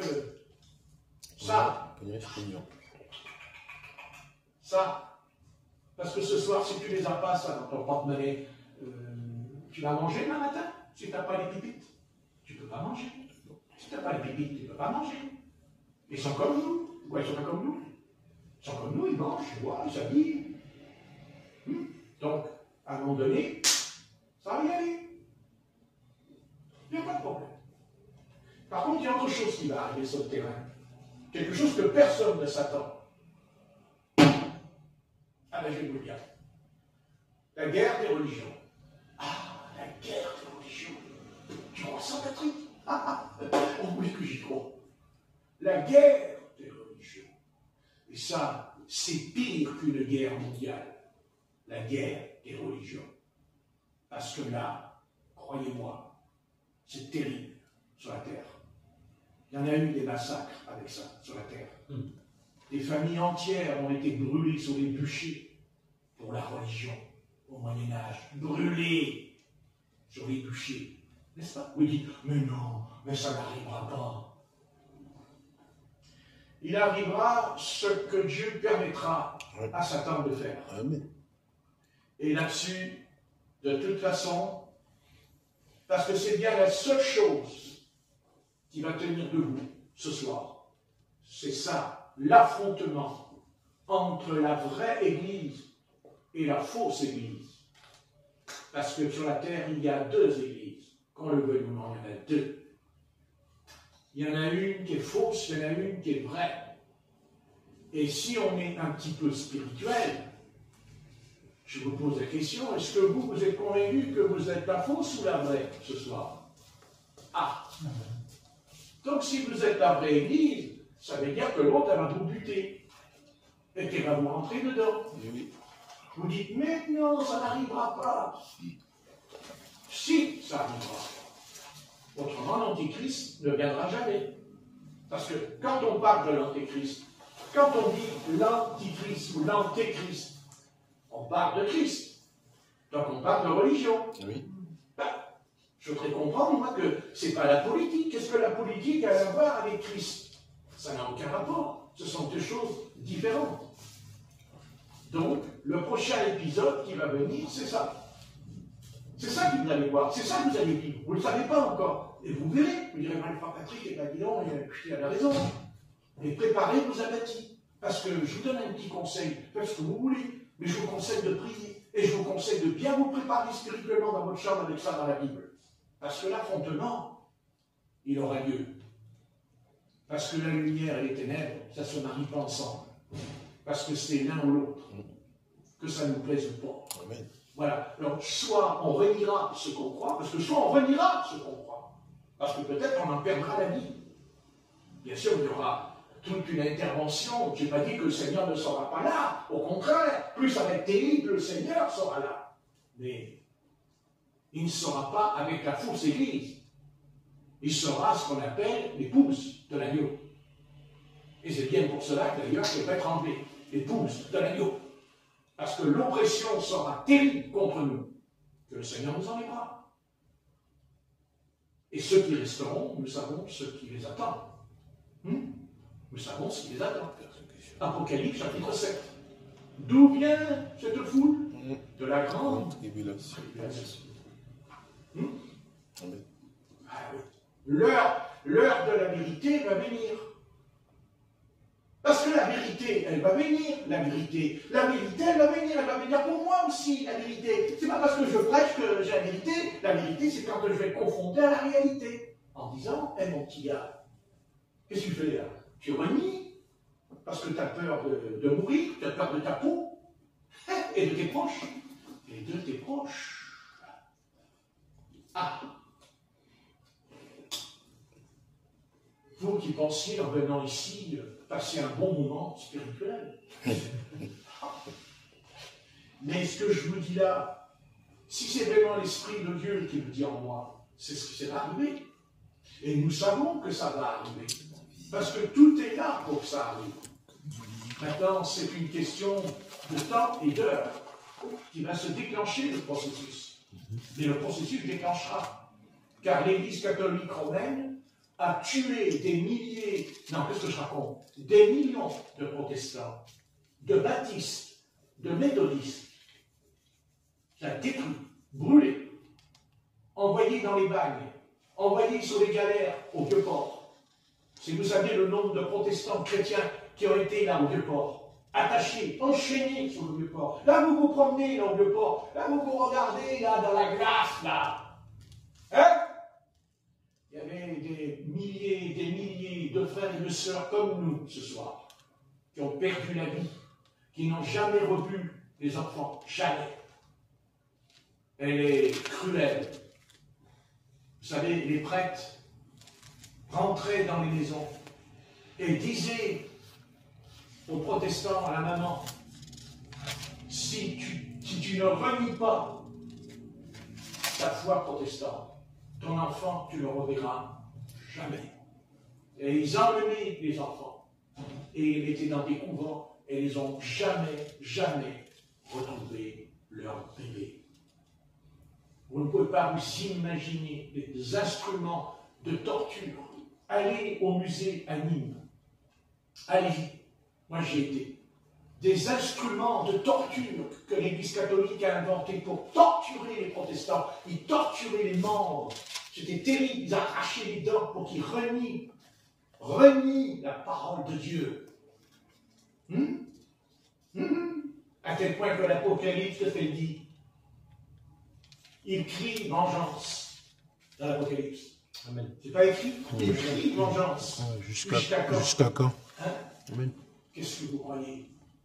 C'est parce que vous les croyez là, vous les voyez là comme ça gentils? Non. Non, ils sont gentils parce que vous la fermez.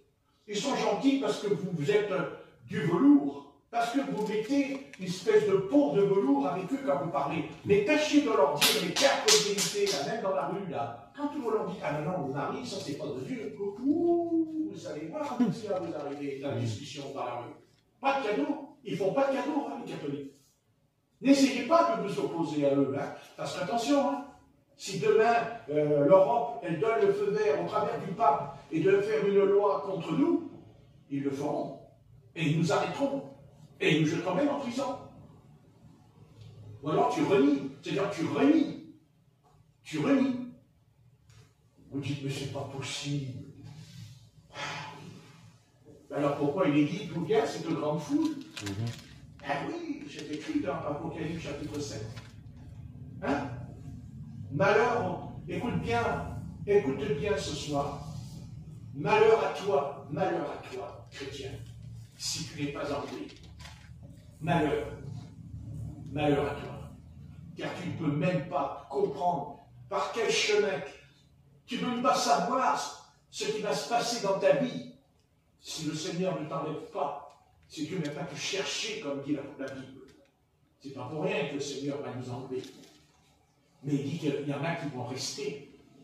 Ne dites pas, c'est pas vrai. 2 dans un lit, l'un sera pris, l'autre sera laissé. 2 à la meule, l'un sera pris, l'un sera laissé. À votre avis, j'y avais pensé ça au texte, dans Matthieu. Il y a une. Alors, au lieu de se prélasser dans le monde mondain, il est temps de se réveiller, de se préparer, parce qu'eux, ils se préparent, les baptêmes, ils se préparent, hein. Ils ne chantent pas, les prêtres, là. Et nous, qu'est-ce qu'on fait, nous? Votre pire ennemi, ce n'est pas le communiste. Non. Votre pire ennemi, ce n'est pas l'islam. Votre ennemi, votre adversaire, c'est l'Église catholique romaine. Et c'est tous ceux qui sont dans cette Église-là qui vont vous persécuter à mort. Et ils n'auront aucune pitié pour vous. Aucune pitié. Vous ne connaissez pas l'esprit qu'il y a en eux. Pas encore. Mais déjà, vous le savez. Parce que quand on se met à genoux devant une idole, hein, ils se mettent à genoux. Moi, j'ai vu, moi. Là, maintenant, ils se mettent à genoux. Ils se mettent à genoux devant la statue. Ils prient la statue. À votre avis, quel est cet esprit qui est en eux? À votre avis? Vous avez oublié Nebuchadnezzar? Est-ce que vous vous rappelez ce qu'il a fait, Nebuchadnezzar? Qu'est-ce qu'il a fait, Nebuchadnezzar? Eh oui. Et qu'est-ce qu'il a fait quand on ne voulait pas se mettre à genoux devant? Ah oui, il a été diplomate. Pourtant, c'est lui qui les avait établis. C'est lui qui les a établis dans le royaume de Babylone, avec Daniel. Et comment ça se fait là, que quand il a dit au son du chalumeau et tout, à genoux, il a dit jamais, roi. Jamais. Jamais. On est prêt à t'obéir, oui, mais à genoux. Jamais dans ta statue. Jamais. Ils ont été jetés dans la fournaise. Vous voyez? Mais vous pensez que. Vous croyez que c'est. Non mais, vous, écoutez, prenez bien conscience de cette terrible vérité. Elle sera sans pitié. Ou alors, vous n'êtes pas des vrais protestants. Non. Vous êtes protestants de nom, mais pas des vrais protestants de la Réforme. La Réforme, la parole, qui a ramené la lumière. Il y en a eu d'autres lumières, bien sûr. Il y a eu John Wesley qui est venu. On n'en parle pas beaucoup de John Wesley, mais pourtant, quel grand prédicateur qu'il y a eu sur la terre. C'est lui qui nous dit, sans la sanctification, nul ne verra le Seigneur. C'est John Wesley. Ce qu'on appelle le mouvement méthodiste, et méthodiste. Ah oui.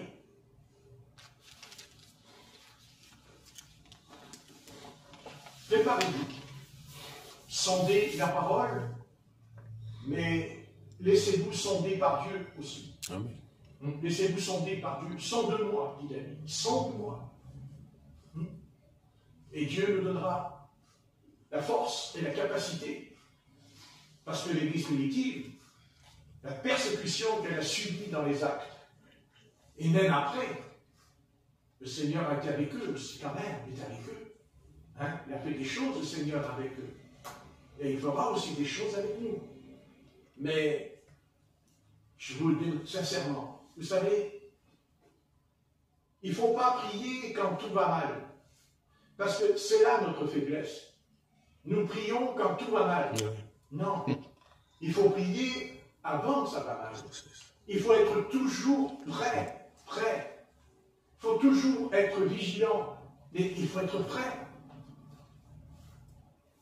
Si on me donne un diplôme, Si on me donne un diplôme, c'est parce que j'ai travaillé à l'école.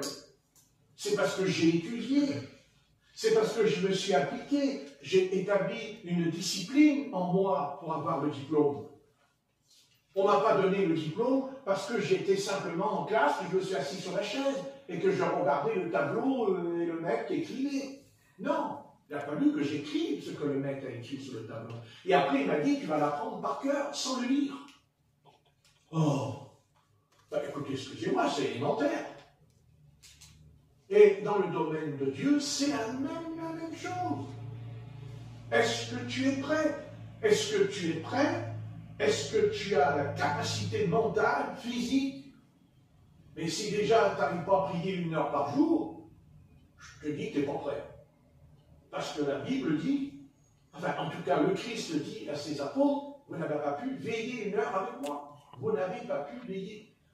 Et le Seigneur il dit, ah vous ne pouvez pas, mais c'est fini. Non. Et non, il dit, veillez et priez. Car vous ne savez pas à quelle heure le maître de la maison reviendra. Car il reviendra comme un voleur.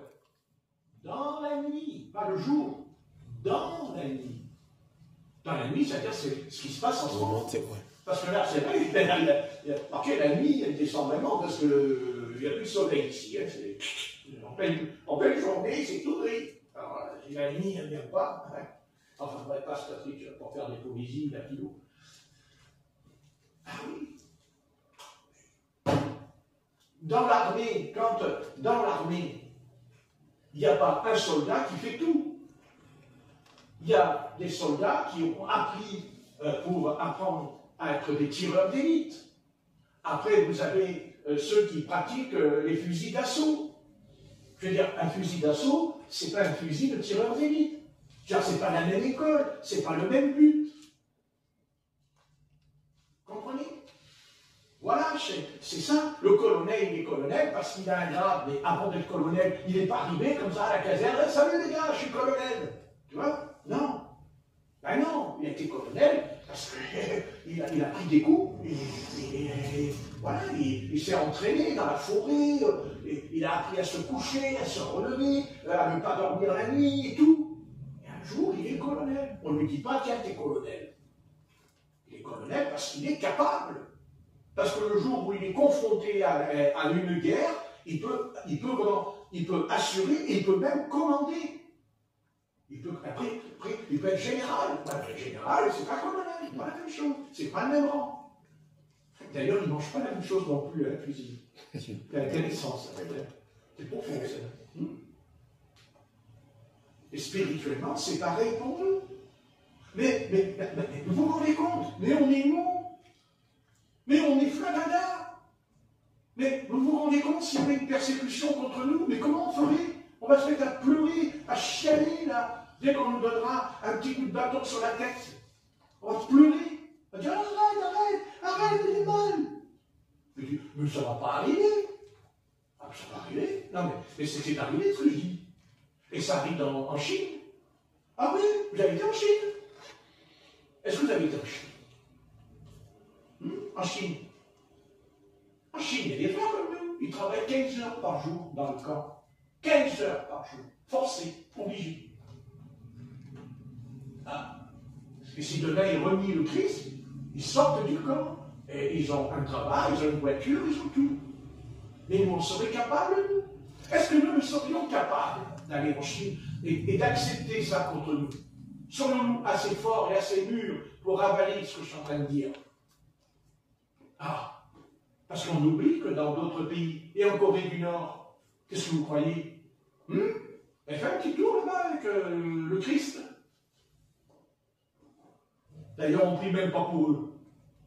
On prie pour eux. Hein? Pas beaucoup. Ouais. On y pense à nos frères là-bas, à nos petites sœurs et aux enfants là-bas qui sont en prison pour Jésus-Christ ou en Algérie. C'est pas qu'en Algérie, il y a plein de pasteurs. En Algérie, ils sont en prison. Ils sont condamnés à 14 ans de prison en Algérie, les pasteurs, parce qu'ils avaient une Bible quand ils sont rentrés. Oh, mais qu'est-ce que tu racontes? Je vous raconte la vérité. En Algérie, n'allez pas en Algérie, ne parlez pas de Jésus, vous allez en prison. Il y a une dizaine d'années, il y a un groupe de jeunes qui a été en Algérie, évangélisé à Alger, la police est venue, les a embarqués, ils ont foutus en prison. Il a fallu que le président intervienne avec les ambassadeurs pour les faire sortir les jeunes chrétiens de la prison. En Algérie, ce qui s'est passé. Je me rappelle, moi, je l'ai vécu. Je me rappelle ce que ça a fait à la Pentecôte. On priait à la Pentecôte pendant 8 jours, on a prié pour eux. Ah oui. Vous voulez y aller dans les prisons algériennes? C'est que dans les prisons algériennes, il y a le téléphone, il y a la télé. Ah, ben oui. Ah oui. Et dans les prisons, vous êtes déjà en prison en Turquie? Oh là là. Ah, mais vous avez la Bible en Turquie, dans la prison, vous donnez une Bible. Par contre, en Amérique, si vous allez en prison, vous avez une Bible, oui, on vous la donne. Bien sûr. Il y a des prisonniers qui la lisent et qui même se convertissent aussi. Oui, et même des criminels qui viennent au Seigneur en Amérique. Parce qu'on leur donne la Bible. Vous allez donner la Bible en Algérie, là-bas, vous allez essayer un peu. Vous allez voir votre petite tête, là, qui est ronde avec carré, et vous dites, mais qu'est-ce que tu racontes? Je vous raconte des choses que nous oublions, mais nous sommes tellement absorbés par ce monde que nous vivons. Et encore, on se plaint encore des fois. Hein? C'est pas vrai? Et on se plaint encore. Oui, en Algérie. Ils étaient 7 ou 8 jeunes de 20 ans, ils ont été évangélisés à Alger, et ils sont venus, les camions les ont embarqués, je me rappellerai toujours de ça. Oui. En Algérie, vous n'avez pas le droit d'avoir une Bible. Vous le saviez? Vous n'avez pas le droit d'avoir une Bible en Algérie. Si jamais on vous prend avec une Bible, ils vous dénoncent. On vous dénonce. Oui. Il n'y a que l'Église catholique qui a le droit. C'est tout. Parce qu'elle est reconnue par l'État. Par l'État français, bien sûr. Alors toutes ces choses, ça nous échappe un peu. On vit un peu dans notre monde tranquille. N'est-ce pas? Le portable, le smartphone, la télévision, la radio, les médias, voilà, oh mais nous, oh là là. Ouais, mais attendez. Vous savez ce que mon père il m'a appris? Il m'a toujours dit, mon père, ça je ne l'oublierai jamais ce qu'il m'a dit. Il m'a dit, rien ne dure dans la vie. Il m'a dit, rien ne dure. Et ça c'est vrai. Rien ne dure. Hein? Oui. Alors, si je parle comme ça peut être aussi un avertissement peut-être ce soir. Peut-être que c'est peut-être l'Esprit de Dieu, peut-être que ce que je dis c'est simple, mais ici c'était vrai. Et si c'est vrai que ça nous plane sur le coin de la figure cette histoire, après tout? Est-ce qu'ils ne sont pas en train de... Est-ce qu'ils ne sont pas en train non, on ne voit plus. Hein? Et si vous préparez quelque chose dans ce texte, qu'est-ce que vous en savez? Hein? N'est-ce pas? Regardez, moi, quand j'ai reçu la lettre ici, que je fais des réunions, bon, c'est arrêté parce qu'ils ne peuvent pas. Mais imaginons qu'ils auraient eu la loi avec eux, qu'est-ce qui se passait ici pour moi? Ils auraient envoyé la police, ils sont rentrés, ils auraient été finis ici. Ah oui. C'est terminé ici. Hein. Eh bien, on a porté plainte contre vous. Il y a une plainte contre vous. Le procureur de la République, il a reçu une lettre, et ça, c'est interdit ce que vous faites. Par contre, si vous voulez le faire, vous allez à la messe le dimanche matin, il n'y a pas de souci. Là, vous ne serez pas persécutés. Ah non, les voisins, ils ne vont pas vous persécuter, parce que le voisin, il y est à la messe aussi, vous le verrez. Eh oui, je sais, ça paraît simple, mais un jour, ça peut devenir une réalité grave. Donc, je dis ça parce qu'il faut se préparer. Il faut rentrer en disant, oui, mais si c'est vrai ce qu'il dit cet homme, et si c'est vrai que ça va arriver, ce truc, oh, je ne suis pas prêt, moi. Moi, je ne suis pas prêt.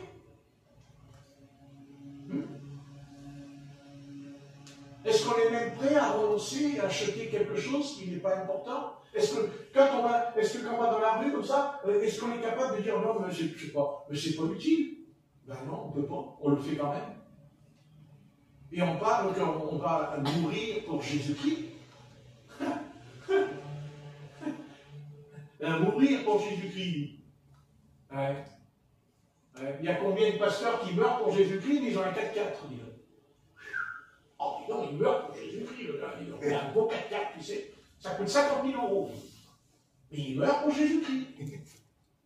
Ah, mais il y a le Seigneur, il a dit, le Seigneur me bénit. Ah oui, ah oui. Mais alors, le petit croyant, là, qui n'a même pas de voiture dans l'église, il n'est pas béni, lui. Ah ben non, il n'est pas béni, lui. Ah non. Ben, remarquez, moi, je vais dire aux petits croyants, écoute, rentre dans le ministère, hein, parce que là, franchement, tu travailles pas, tu payes rien, tu as le 4x4, tu ne payes pas le loyer, tu ne payes pas le DM, c'est une place en or. C'est le minimum pour toi. Pas de problème. Mais vous croyez qu'ils vont passer au travers quand ils vont arriver dans le trône?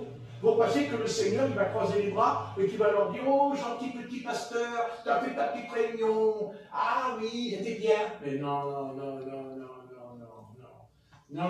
parce que moi, je vais vous raconter une petite histoire qui est dans la Bible. D'ailleurs, je l'ai pensé toute la nuit. Petite histoire entre Lazare et le riche. Hein? Ah oui? Ah oui? Excusez-moi. Le riche, il est où quand il va passer de l'autre côté? Il va où de l'autre côté, le riche? Il n'est pas dit qu'il a tué, il n'est pas dit qu'il a commis un meurtre, il n'a pas dit qu'il a couché avec des femmes, le riche. Où c'est écrit? Il dit qu'il n'a pas voulu partager. Partager, c'est quoi partager? Et partager, c'est la justice pour tout le monde. Comment ces pasteurs qui ont des 4x4? Mais est-ce qu'il a besoin d'un 4x4? Où il les a eu, les 50 000 euros, puisqu'il ne travaille pas? Il ne travaille pas. Comment il a fait pour l'avoir? Ah, c'est fidèle. Mais quand on est un vrai serviteur de Dieu, on renonce à ces choses. Je n'ai pas dit qu'on ne peut pas avoir une voiture, c'est pas ça que j'ai dit. Mais à un moment donné, c'est comme le missionnaire Cicéron que j'ai connu, qui a fait un grand réveil à l'île de la Réunion. Il était venu à Marseille. Il a prêché à Sébastopol, là, sur l'estrade. Cicéron. Ouais. Vous savez comment il est arrivé à la place Sébastopol, c'est le pasteur? En 2 chevaux. Il avait une tête de chevaux. Comme ça, une tête de chevaux. Comme ça, une tête de chevaux. Et moi, je suis venu vers lui. J'ai dit, oh, que Dieu t'a béni, mon frère, mais Dieu t'a béni. Il me regarde et dit, mais ça, tu m'as dit? Mais tu sais, quand je prêchais tout à l'heure, là, dans l'assemblée, il y avait 500 personnes. Il m'a dit qu'en haut de l'estrade, il m'a dit, écoutez bien, il m'a dit, t'es le seul garçon qui a compris ce que j'ai dit. Parce qu'eux ne sont pas sincères. Mais toi, tu étais sincère. Ah, tiens, c'est bizarre qu'il a dit ça. Seulement, moi, bien sûr, moi, j'étais un peu comme lui. J'avais mon petit costume noir, avec ma petite chemise blanche, avec une petite cravate noire. Pendant 8 ans, j'avais ce costume. 8 ans, le costume. Avec mon petit cartable à la main. Oui. Ah oui. Et quand j'étais sur la place Sébastopol, vers 5h30 du soir, le président de la Pentecôte, je ne dis pas son nom, il est décédé, il vaut mieux pas. Hein, et j'avais faim, je n'avais pas mangé pendant 3 jours. Et lui, il était sur l'estrade, il avait une grande réunion, il y avait plein de monde. Et là, il y avait un petit Patrick comme ça sur la place, il marchait à côté de lui. Et puis à un moment donné, il y avait le petit camion là, des sandwichs. Ben, vous ne brûlez pas, mais on ne m'a pas acheté le sandwich. On ne m'a pas acheté le sandwich. Eh non. Et le président de la Pentecôte, et vous croyez que là-haut, Dieu va lui dire, il va dire, ah, mais je suis le président de l'Assemblée de Dieu. Tu es le président de rien du tout. Tu te rappelles, le petit frère, là, il avait 19 ans, 20 ans. Tu n'as pas vu comme il était net, il faisait 50 kilos. Tu te rappelles, là? Mais tu n'as pas acheté un sandwich. Mais alors, comment ça se fait que toi, tu avais une DS-21? Tu avais une DS-21. Mais à l'époque, c'était le général de Gaulle qui avait dit. Oui, c'est sûr. Mais vous savez ce qu'il a fait, le Seigneur, quand il n'a pas acheté le sandwich? Vous savez que Dieu l'a puni après. Moi, je sais que c'est Dieu qui l'a puni. Ça, vous savez? Le dimanche matin, l'autre dimanche, il monte sur l'estrade, et puis, vous savez ce qu'il dit? Il dit qu'il est descendu pour garder sa voiture, et après, le lendemain matin, il a voulu prendre sa voiture elle était écrasée à plat. Toute la voiture, la DS-21, écrasée, tout, écrasée, comme ça elle était, écrasée, la carrosserie. Alors il nous a dit, ah ça c'est Satan, c'est Satan.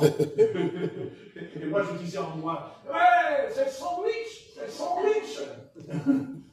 Ah, vous croyez que c'est pas ça? Moi je pense que c'est ça. Vous voyez Dieu, faire attention, hein. Dieu lui a enlevé sa voiture. D'abord il a pas acheté l'autre. Plus une autre.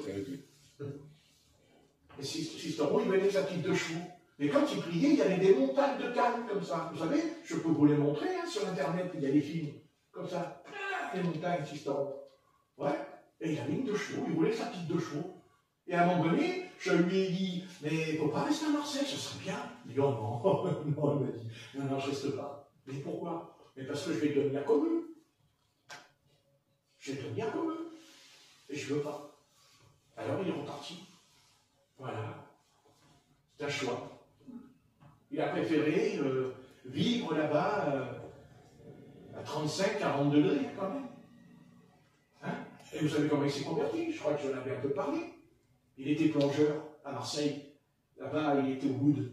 Il plonge avec le truc pour les poissons. Il n'était pas converti à l'époque. Et d'un seul coup, il y a un papier qui descend dans l'eau. Le papier descend. Comme ça, droit. Et le papier, il s'est posé sur le hublot. Le papier. Il a dit, aujourd'hui, Jésus te sauve. Mais vous ne croyez pas ou pas, il est remonté.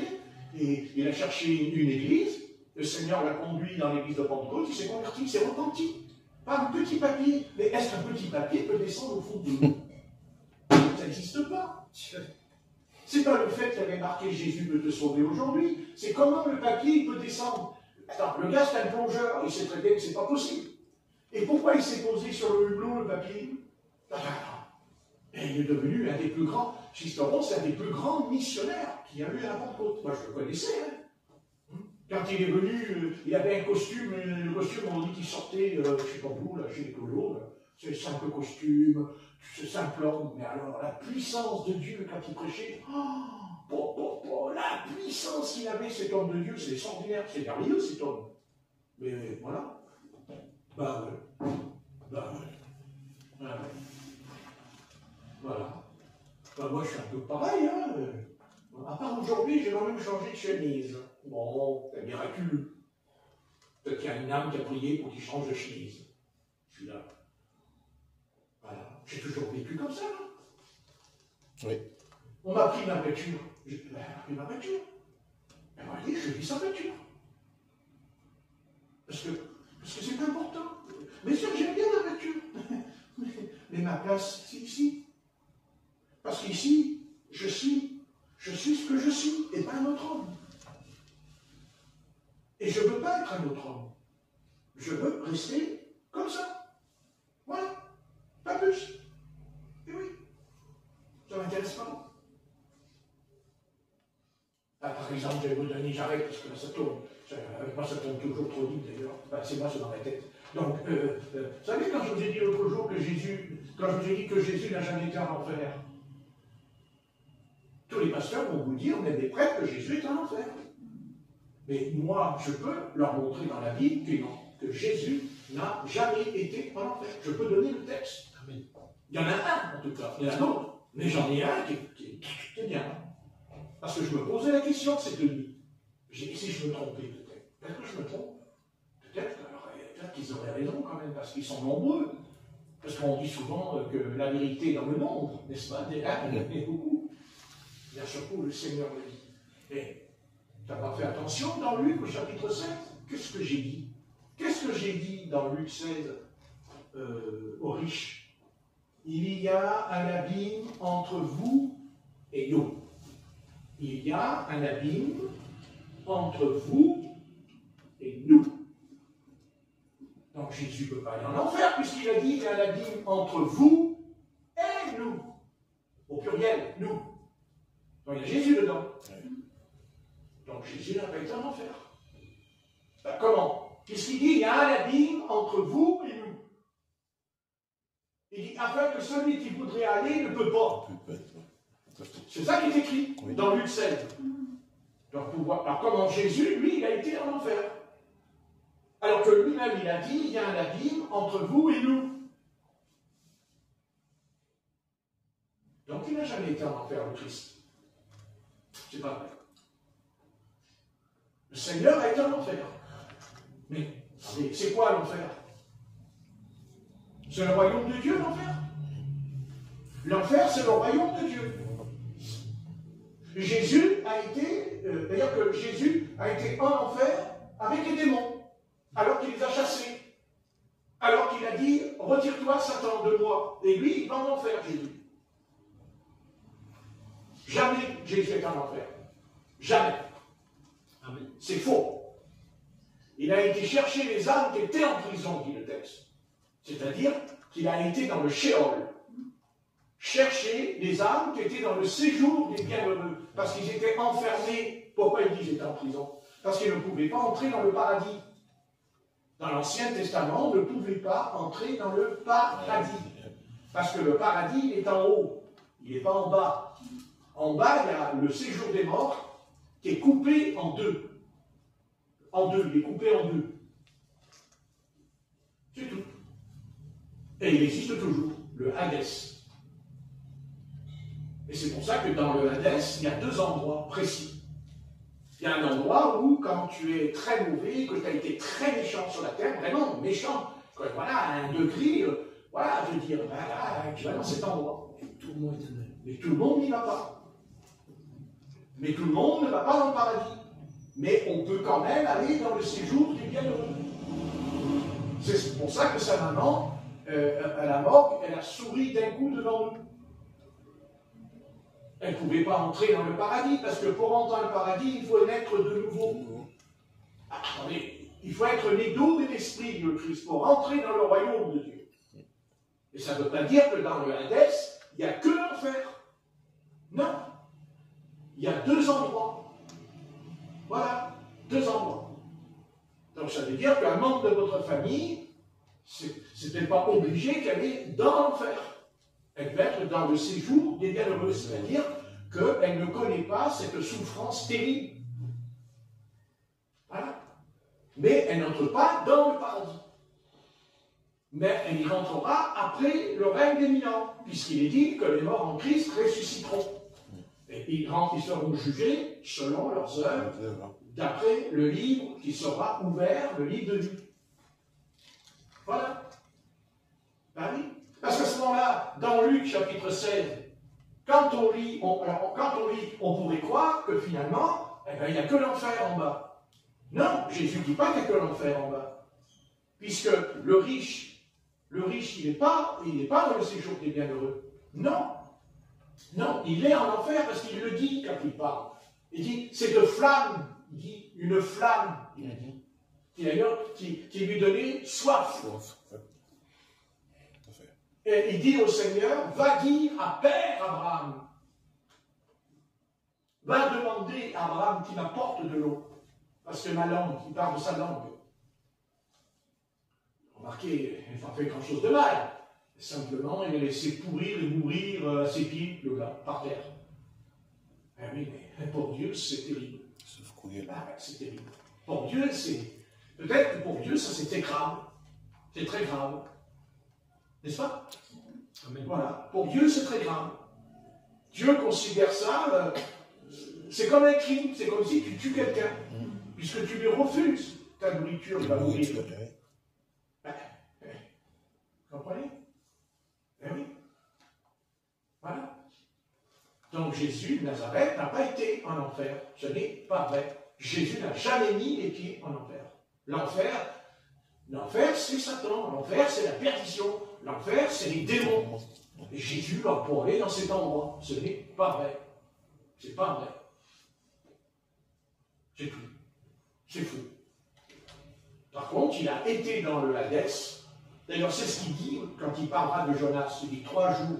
Il parle des 3 jours. Vous voyez? Voilà, il a été, bien sûr. D'ailleurs, Jonas lui-même a été aussi dans le séjour des morts. Parce qu'on ne fait pas attention, mais lisez Jonas quand il prie. Il dit qu'il était dans le séjour des morts, dit le texte. Mais il n'était pas mort physiquement. Parce que c'est le poisson qui a protégé son corps, sa vie. Mais il dit, je suis là, il dit qu'il est descendu dans les abîmes. Hein? Dans les racines des montagnes. C'est là que se trouverait le séjour des morts. Et il est possible que le poisson y a été. C'est-à-dire que ce gros poisson a pu descendre. Bien sûr, c'est avec la permission du Seigneur. C'est le Seigneur qui l'a dirigé, bien sûr. Mais lui, il a pu y aller sans que le poisson y meure. Sans que le poisson meure. Alors qui te dit que les poissons dans la mer, ils y vont pas? On n'en sait rien, là, au fond, dans les abysses. On n'en sait rien, ce qu'il y a en dessous. Sage. Voilà. D'ailleurs, l'apôtre Paul le dit.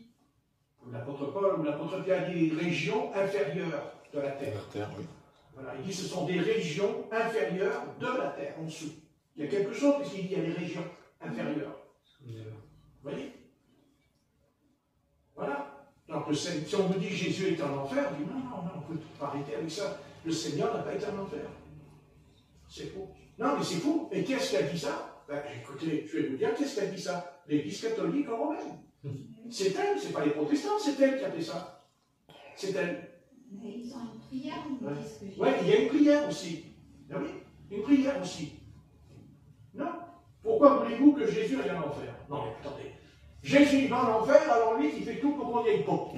Ça m'a. Il faut être un peu logique quand même, hein, excusez-moi. Franchement, je ne suis pas un théologien, moi, hein, je suis un simple petit gars là, qui prêche, qui lave les escaliers, mais enfin, soyons un petit peu. Je ne sais pas, moi, je lis dans la Bible, Jésus va en enfer. Qu'est-ce que Jésus va faire en enfer? Il dit Satan, arrière de moi. Et après, il va en enfer avec Satan. Qu'est-ce que c'est cette histoire? Ça n'a pas de sens. C'est pas possible que Jésus est en enfer. Et c'est de là qu'il y a tous ces gens qui ont des visions qui vont en enfer. Oui, il y a beaucoup. Oui, lui, ils reviennent de l'enfer. Oui. Oui, ils reviennent de l'enfer. Remarquez, je vais vous dire, vous savez, si ces gens-là étaient devant moi, je vais écouter, je leur dirais, non, tu n'as pas été en enfer. Parce que si tu avais été en enfer, tu ne serais pas là. Je peux te le dire, tu ne reviens pas. Ah, tu ne reviens pas. Parce que Satan, lui, une fois que tu as mis les pieds là, tu restes avec lui. Alors Satan, il est gentil maintenant. Satan, il décide. Tu peux rester, tu peux t'en aller. Tu vois, c'est ça. C'est pour ça qu'il passe son temps à nous empêcher d'aller dans le royaume de Dieu. Par contre, quand on est sur la terre, il fait tout pour pas qu'on aille dans le royaume de Dieu. Hein. Pas de problème. Vous voyez, c'est une fausse doctrine. Et cette doctrine, elle est chez les baptistes, chez les pentecôtistes, chez... Non, mais c'est très, très sérieux, cette histoire de Jésus en enfer. Voilà. Jésus, il n'est pas en enfer. Au contraire. Pourquoi voulez-vous que Jésus est en enfer? Parce qu'il... Attendez. Le texte, il dit, tu n'as pas permis que ton sein voie la corruption. Faudrait savoir. Oui. Si tu vas en enfer, c'est que tu connais la corruption. Et là, il dit, tu n'as pas permis que ton sein voie la corruption. Amen. Voilà. Je ne vois pas pourquoi il aurait été dans cet endroit. Pourquoi faire? Ça ne tient pas la route. Hein? Et puis c'est Jésus. Alors, et c'est pour ça qu'aujourd'hui, ils enseignent même que Jésus, de temps en temps, il raconte que de temps en temps, Jésus, il va en enfer pour sauver les pécheurs. Oui, il y a beaucoup de vidéos comme ça. Oui. Ah oui. Ouais. Ah oui, mais la Bible dit que c'est pas ça. Hein. La Bible dit réservé à l'homme de vivre une seule fois, et après, c'est jugement. Hein. C'est pas écrit que. Pas du tout. Pas du tout. À ce moment-là, écoutez, continuez à pécher, puisque Jésus va vous sauver. Ah oui! Bah oui, vas-y, va dans le péché, puisque Jésus va te sauver, il va dans l'enfer, il va te sortir de là, tu vois. Non, mais on est en pleine perversion, les amis. En pleine perversion de doctrine. C'est la pire des doctrines, ça que j'entends depuis longtemps. Non. Moi, dès le départ, je l'avais dit à la Pentecôte. Je l'ai toujours dit à la Pentecôte, j'ai dit non. Moi, j'ai dit non. Moi, pour moi, le Seigneur, il n'a pas été en enfer. Non.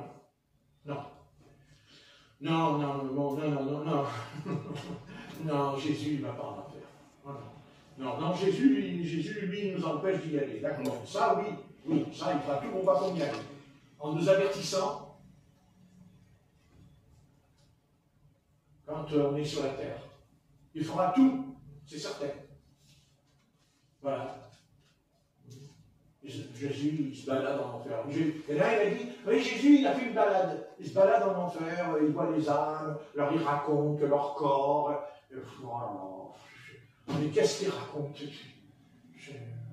Leur corps. Mais leur corps, il n'est pas en enfer. Non. Le corps, il est dans la poussière de la terre. Pas en enfer. La confusion. C'est ton âme, mais pas ton corps. Certainement pas. Le corps, il dort dans la terre. Même quand on est converti. Parce que même quand on est converti, notre corps va dans la terre. Et il attend la résurrection. Parce qu'on attend de ressusciter le corps. On ne reçoit pas un autre corps. Non, ça aussi c'est faux. Quand on dit, ils disent qu'il reçoit un autre corps quand il ressuscite. Non.